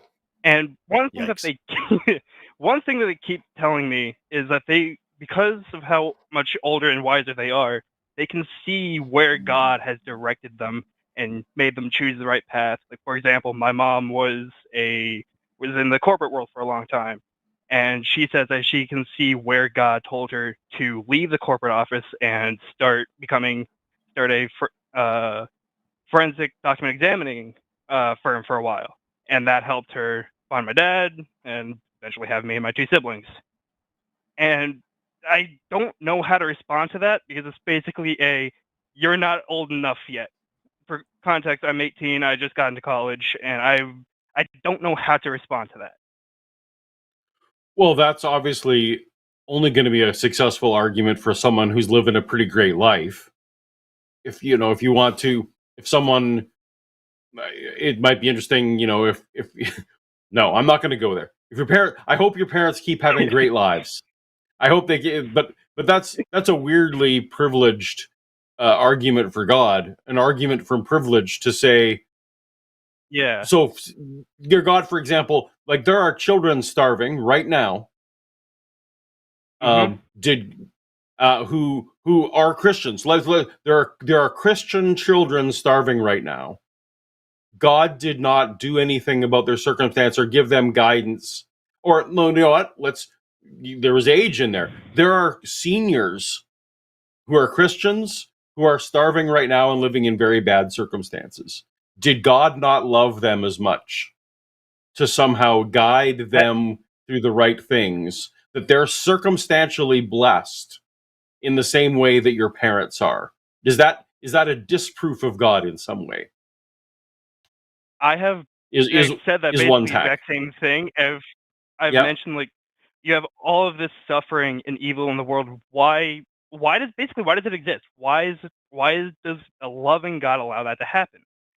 And they basically came down to God cannot violate free will, which I know is false because it says that. No, but that's why literalists. specifically you go to them with there are Christian men and women who are 70 years old who are starving and their lives, they've been Christian all their lives and things have been terrible.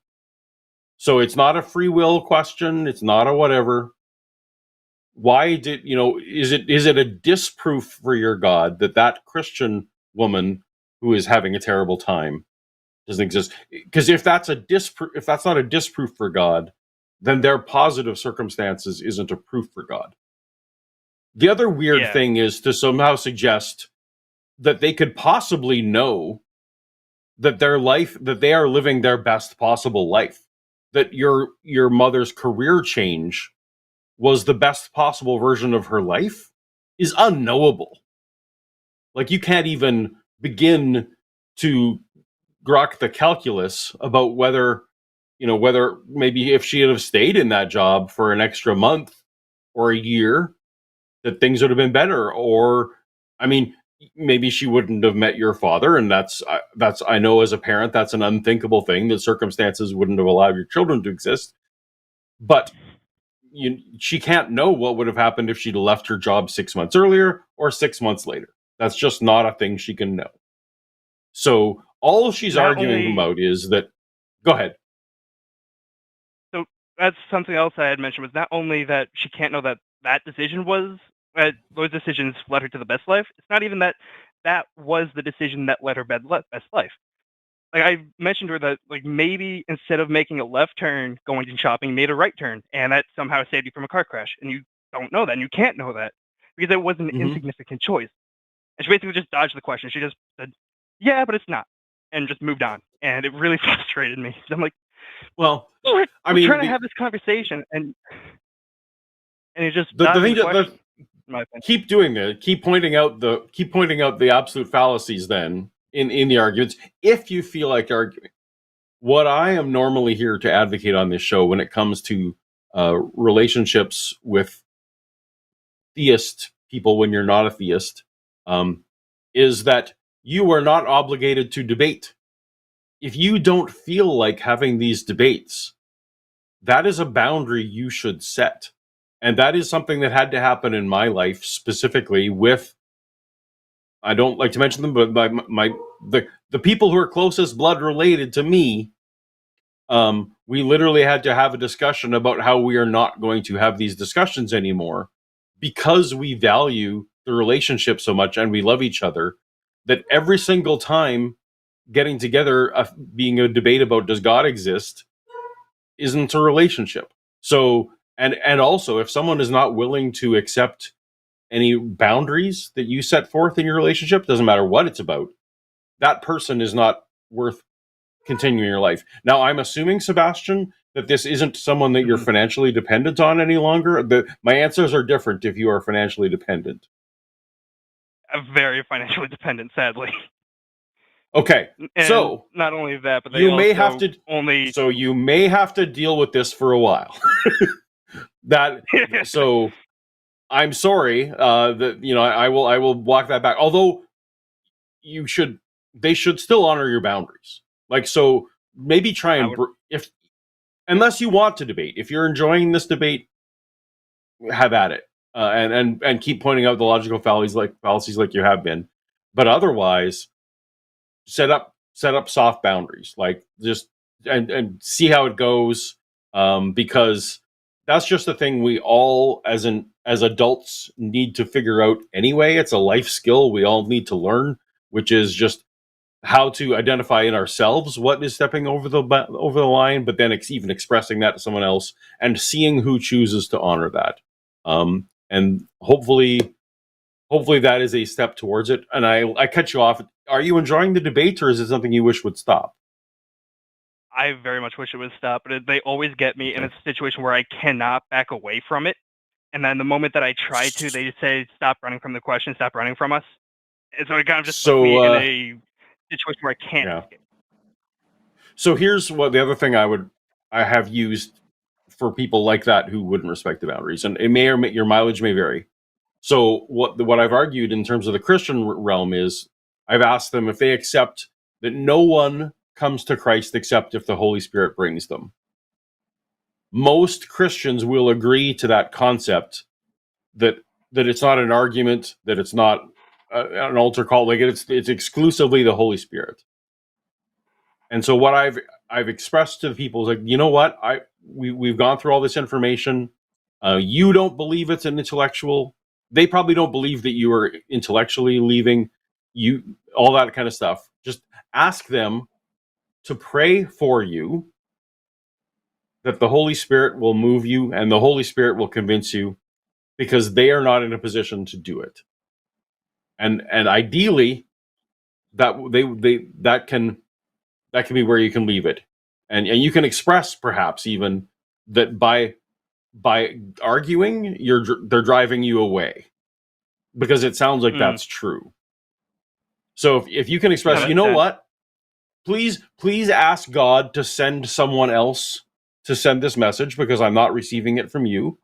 Please ask God to open, like to bring the Holy Spirit, because William Lane Craig and everyone, all these philosophers of Christianity, they all acknowledge, if not for the Holy Spirit, no one comes to Christ anyway.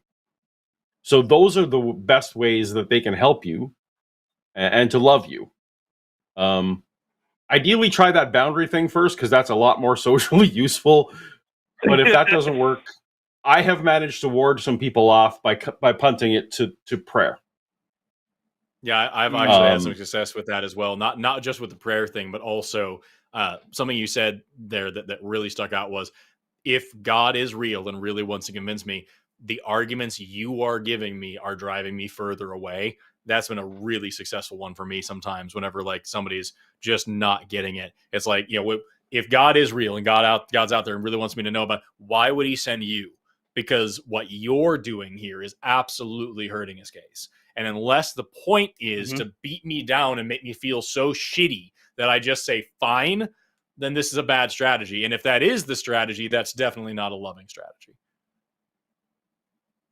The other thing you could also talk about, it occurs to me, because your parents are arguing from age and the background thing, you can actually maybe point out that perhaps your theodicy is that you're not supposed to be a Christian yet. And they can't know what God's timing is supposed to be for your life. So, that is yet another, if that's the weird tactics they're using, they would argue that, for example, the Apostle Paul, there's a good reason why God didn't, come to him later till after he's persecuting Christians, because that was like important for his plan. So perhaps this period, let me go Christianese, this season of discontent that you have right now, that's part of your theodicy, and that they're just messing with it. I don't know. Those hopefully something in there helps you. Yeah. Yes, it was very, very helpful. I'll try the boundary thing first. I honestly do not think that they'll latch onto that, because it's not just religion that we disagree with. It is practically everything. They are very much anti-LGBTQ. Just like the last caller, they're very transphobic. They hold the same values as that last caller. Plus, Forrest, I don't know if you can help me with this. They keep citing to me that 80 or 90% of people who get a gender change later switch, revert. And I know that's false, but I don't know where they're getting that number from. I could tell you exactly where they're getting it from if Forrest doesn't know. We have an expert on the line. Go for it.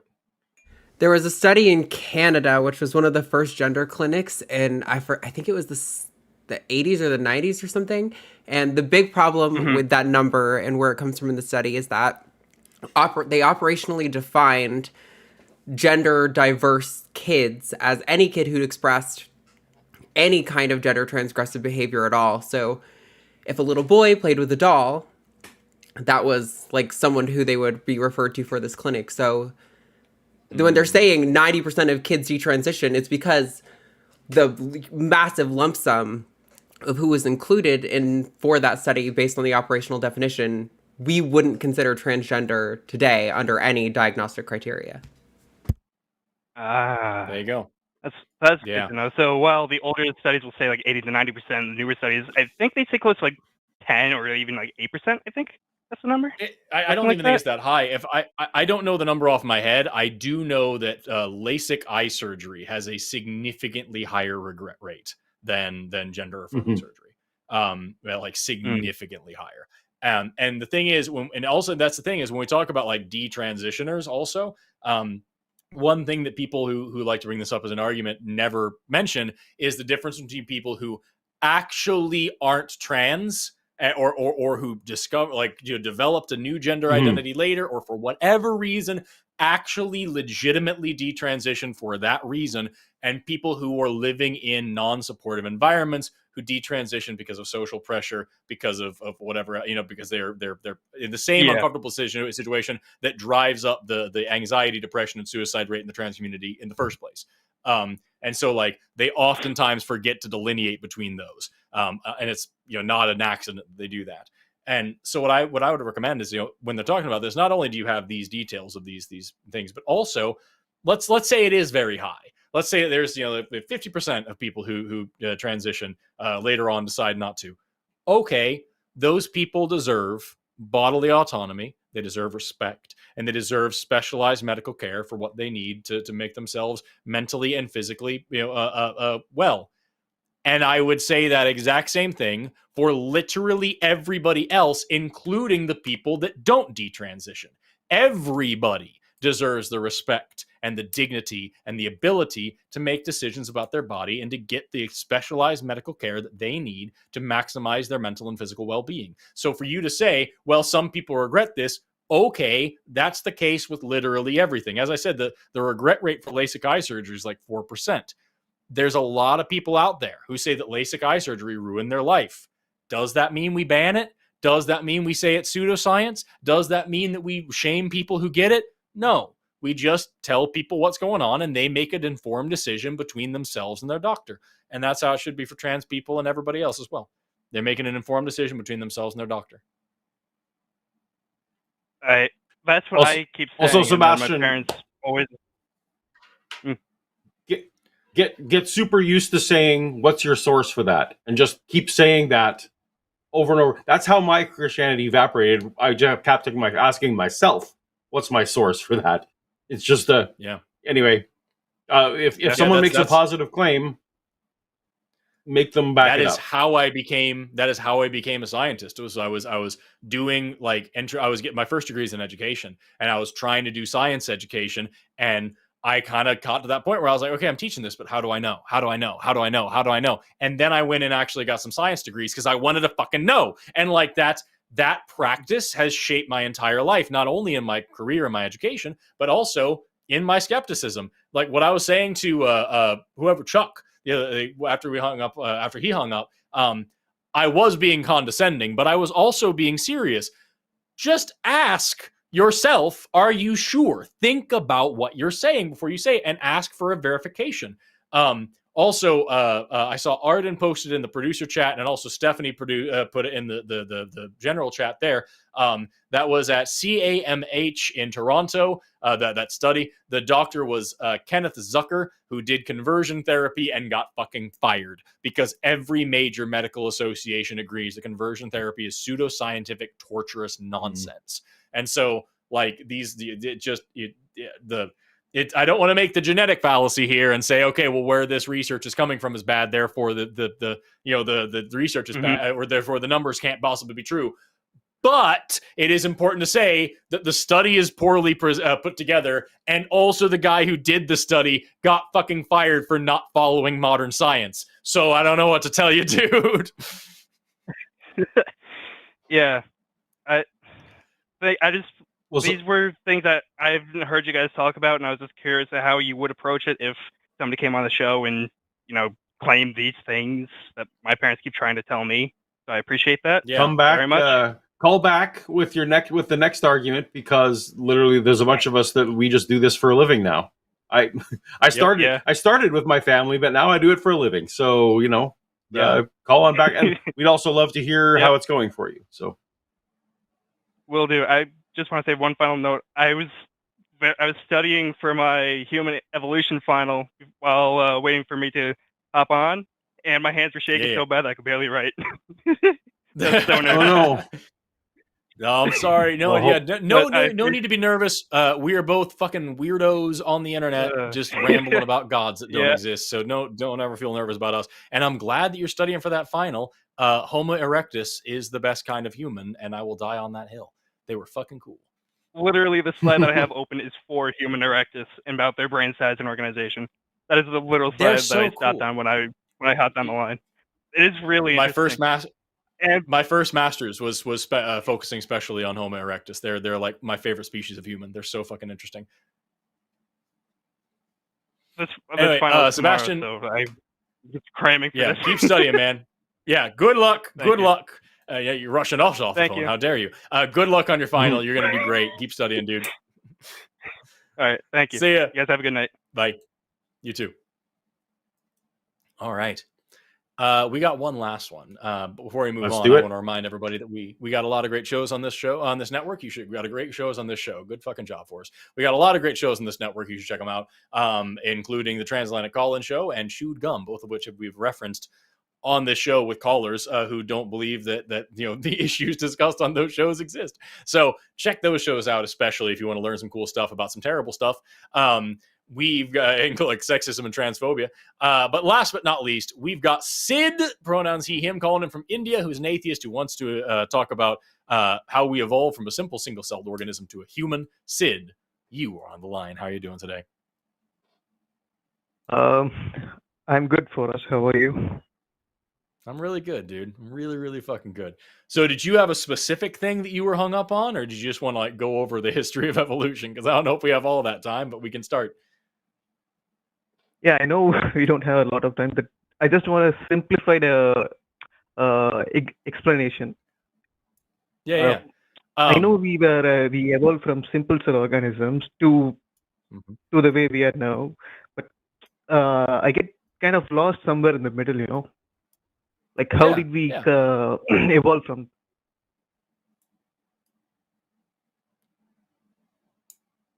Oh, it sounded like you were in the middle of a sentence there. Did we lose you? No, I'm still here. Okay, I got how did we evolve from, and then it cut out. How did we evolve from a single cell, and what happened from there on? Okay, so single-cell organism to multi-cell organism has been replicated in a lab several times. It usually is in response to predation. So you literally have single-celled colony that start to glom together and specialize. This is something that you can see just as an example in seaweed.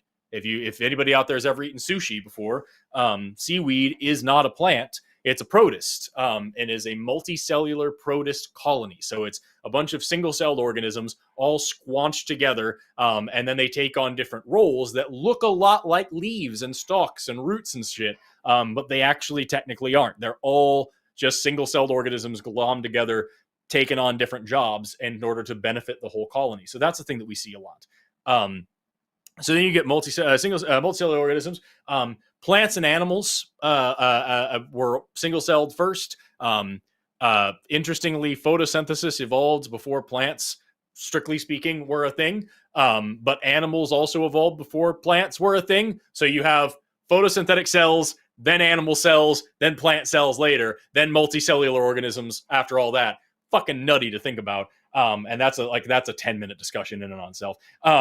And so, but that happens to be why the sky is blue, is because of the order of things that way, because you have cyanobacteria, coccolithophores, phytoplankton, single-celled organisms, mainly bacteria that are doing photosynthesis and eating up carbon dioxide and producing oxygen, which is why the sky is blue today. Anyway, animals evolve, and then we get multicellular animals, and then you get worms. And then you get segmented worms, and then you get little flippy things on the outside of the worms, and then you get fish, and then you get like a fish that diverge from. Yes, am I going too fast? Am I skipping steps? No, I want to ask just one thing. Did we came from the sea to the land, or was it the other way around and we came back? Yeah, so life started in the ocean. All of the evidence points that way. So life started in the ocean, and then everything diverged from there. And some animals went back to the ocean. For example, you skip forward, several hundreds of millions of years.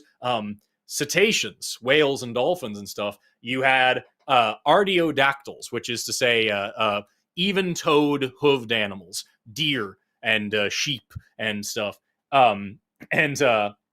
These guys are the even-toed ungulates, the artiodactyls, are the ones that went back into the water and became whales and dolphins and porpoises and stuff that we have today. That's why they have similar bone structure. And that's why even today, whales have multi-chambered stomachs, y'all, because they're fucking ruminants that you descended from things like cows. And so you have this kind of gradation, this gradient where you get more and more complex organisms until eventually you get to fish. Fish split into actinopterygians and sarcopterygians. And you can hear the Greek roots in that word. Pterygia is to say wings. So actinopterygians are ray wings. So you see like a tuna fish or something like that, and they have like those little spines that go down their fins. That's what they mean by ray wings. Whereas sarcopterygian, sarco means flesh. So fleshy wings. Those are things like coelacanths, or more importantly, Tiktaalik, which is this lobe-finned fish, this fleshy-winged fish that starts to get really chunky bones in its upper fins that allow it to kind of push itself along like the shallow waters. And then you get air breathing. Air breathing is complicated because there's like a way, way, way higher concentration of oxygen in the air than there is in water, and it's way easier to maintain.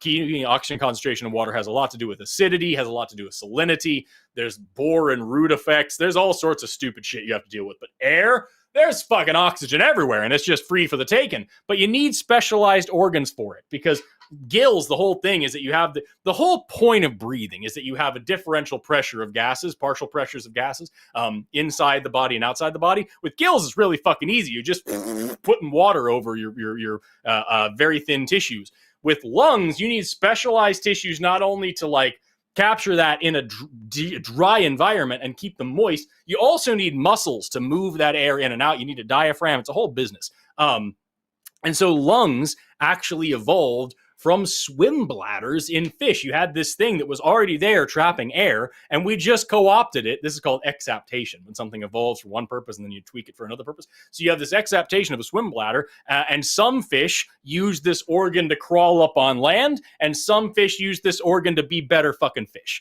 And that's nutty.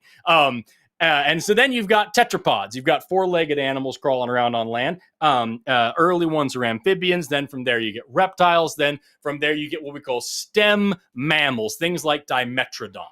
You go by a dinosaur play set and you see that little fucker looking like a big squash lizard with a sail on his back. That's not a goddamn dinosaur. It lived hundreds of millions of years before dinosaurs in the Permian period, and it was also a synapsid, which means if you look at a skull of a human here, you've got this one dent, this one hole behind your eyes there.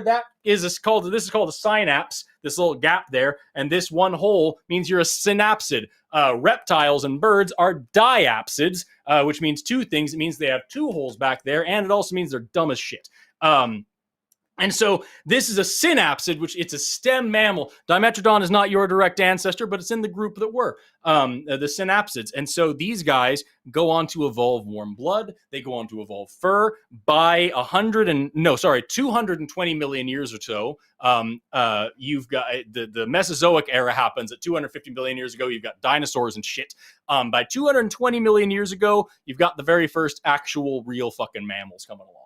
And 100 million years after that, at 120 million years ago, we get this diversification where you have the marsupials going in one direction, the placentals going in another direction, and the monotremes going in a third direction. So all mammals laid eggs for like 100 million years, and today only two mammals lay eggs, and that's the platypus and the echidna. Those are the last remaining monotremes. And then you got the marsupials, where they crap out a half-developed, shitty, weird-looking nightmare jelly bean baby that crawls into a fucking pouch and latches onto a nipple so tight that if you tried to remove the nipple, you'd literally rip its skull out of its fucking head.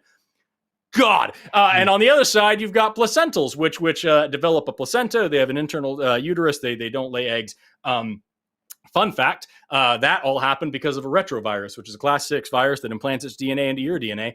The whole thing about endogenous retroviruses, it's another like 5-hour lecture, but look at the fuck up because it's neat. So then you've got this split with the mammals. And then in the mammal clade, you've got rapid diversification. The most important one is the supraprimates, where you've got little rodent-looking dudes. Hamsters and rodents and things today are still supraprimates until about 65 to 68 million years ago, you get a really interesting group called the Plesiadapiforms. The Plesiadapiforms have this really fucking cool adaptation called fingernails, y'all. And this is the beginning of the primates. And so you go from this funky little tree shrew looking guy that has goddamn fingernails all the way up into the rapid diversification of into like monkeys. The old world monkeys, you split off and you get apes. Apes are really cool because they don't have external tails, and they have really flexible shoulder joints and like short, stiff lower backs, and like big brains and like really good vision and bad senses of smells. Or relatively. No, I think I have that backwards. It doesn't fucking matter. The apes come on. Erika's fucking pounding her keyboard right now, trying to correct what I just said. But I know I got the shoulders and the backs right. And so the apes come along, and from the apes, we diversify even further, and you've got the human lineage popping up, especially over the past 2.6 to 2.8 million years. We started walking upright. That's a whole trait thing. Starting like at the earliest, maybe around like 9-ish million years ago. At the late, like by 4.5 million years ago, we are abso-fucking-lutely walking upright, but like in a kind of weird way. But you get up to like the Australopithecines, coming up on, like 3 or 4 million years ago, like, holy shit, we're walking upright. And then our lineage, the Homo genus, starts about 2.6, 2.8 million years ago with Homo habilis, depending on who you ask.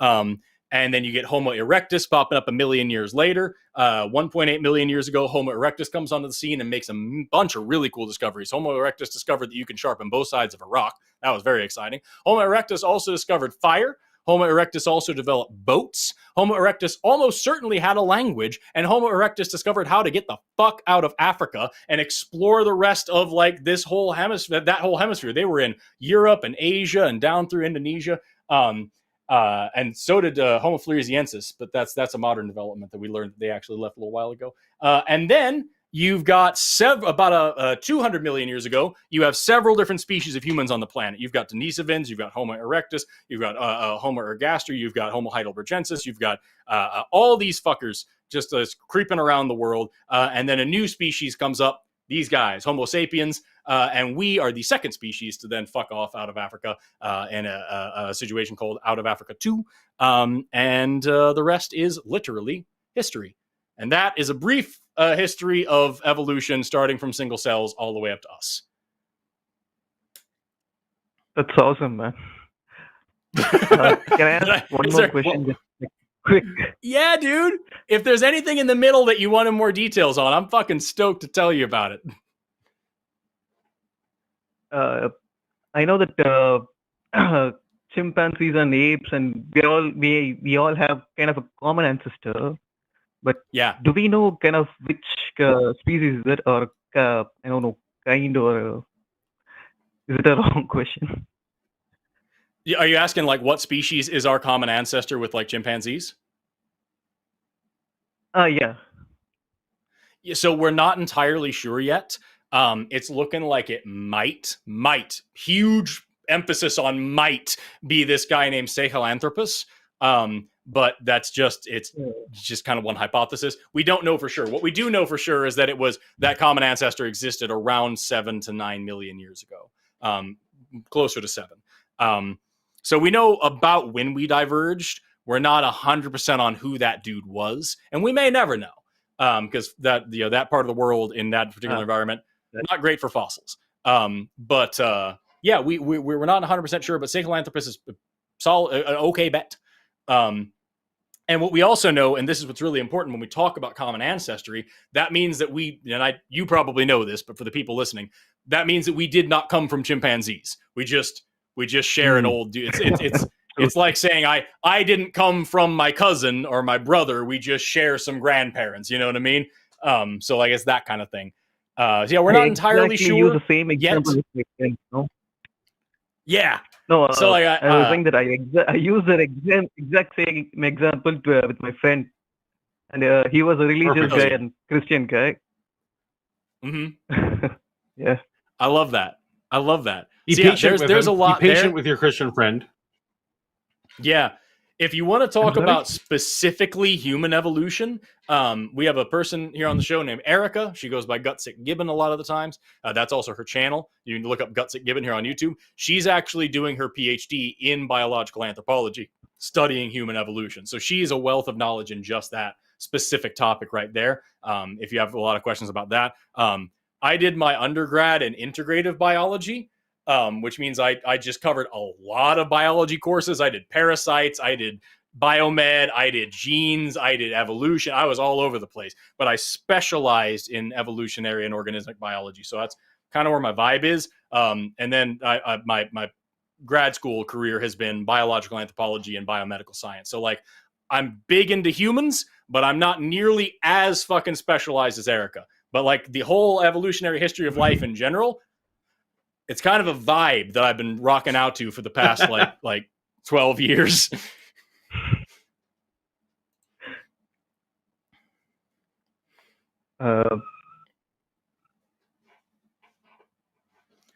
Is there anything in specific? Like again, does that answer all your questions, or is there anything in specific in the middle there that you wanted me to touch on? No, that's pretty much clear, I guess. Hell yeah. Why I call this because I have a Christian friend here, and he used to drag me to his Sunday church, and I used to go with him just for the fun of it.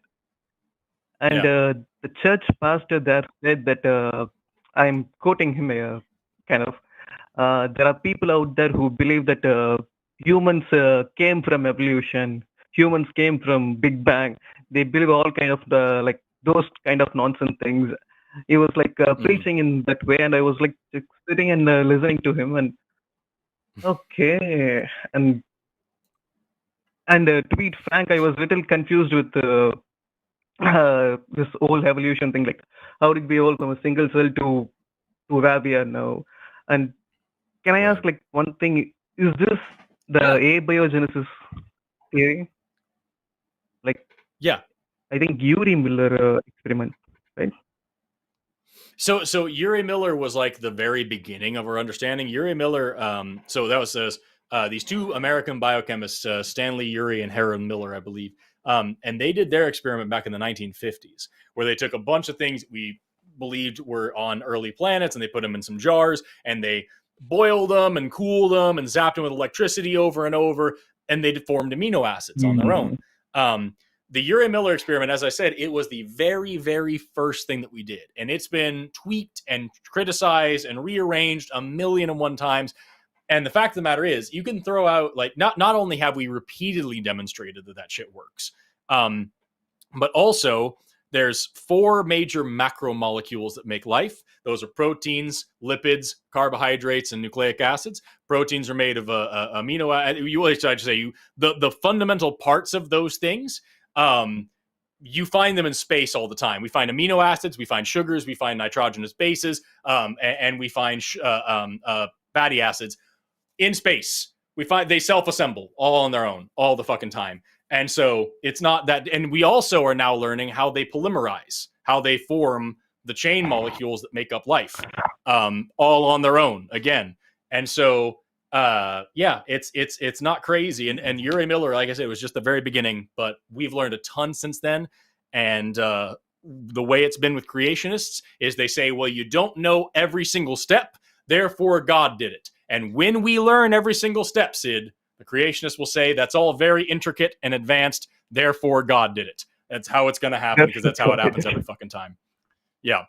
Anyway, Sid, we're a little overtime on the show. We're going to wrap up, but feel free to call back on next time.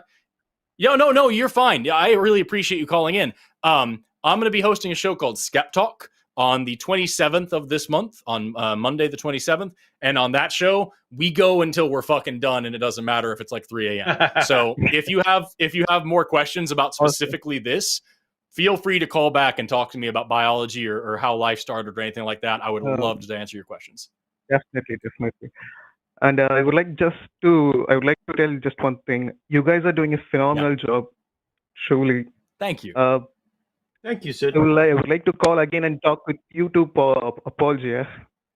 And I'm a big that'd be fan great, of all of you guys. I subscribe to all your channels, Be kind to that Christian you were talking to, because I was one of them and didn't understand evolution. The problem with the people who don't believe in evolution, I feel like it is mainly because they don't understand it. So be patient with them. Yep. Explain it. Send them the link to that thing that the speech that Forrest just gave. Anyway, but we appreciate your call, Sid. Thanks so much. We're here for you. Thank you for taking the call. Take care, Sid. Bye-bye. What a fucking nice dude. Hold on a second. Let me just check. Absolutely. Really quick. It is 9 in the morning in India right now, and 9:20 in the morning at this point. Oh, boy. And that dude was waiting for a couple of hours. That dude got up at the ass crack of dawn to call us. And yikes. Terrible use of your time. Appreciate it. But thank you very much for doing it. With that's all of our calls for today. And I, as I said at the very beginning, am fucking exhausted. I have been sleeping real well lately, and I've got a ton of work that I'm doing, and I'm just very tired. I don't know about you, but I really want to lay down. So I think we're definitely. It's almost 1 in the morning for me. So we're good. Jesus of Christ land. So I'm gonna go back to work and then hopefully bed sometime soon. But Paul, it's always a fucking pleasure working with you. You're nice as fuck. Always and a you're pleasure. Knowledgeable and you're kind. And I hope we get to work again sometime. Will do. All right. Thanks, everyone. See you later, guys. Bye. I always forget that we have this, and I say goodbye, and then it's this, and it's just awkward. Yeah. Well. We never know what the last word will be that we say. It gets on the stream. Right? Poop. Fart. Boob. Fuck. Dick. Waffles. Melly tube socks. Fucking support our Patreon.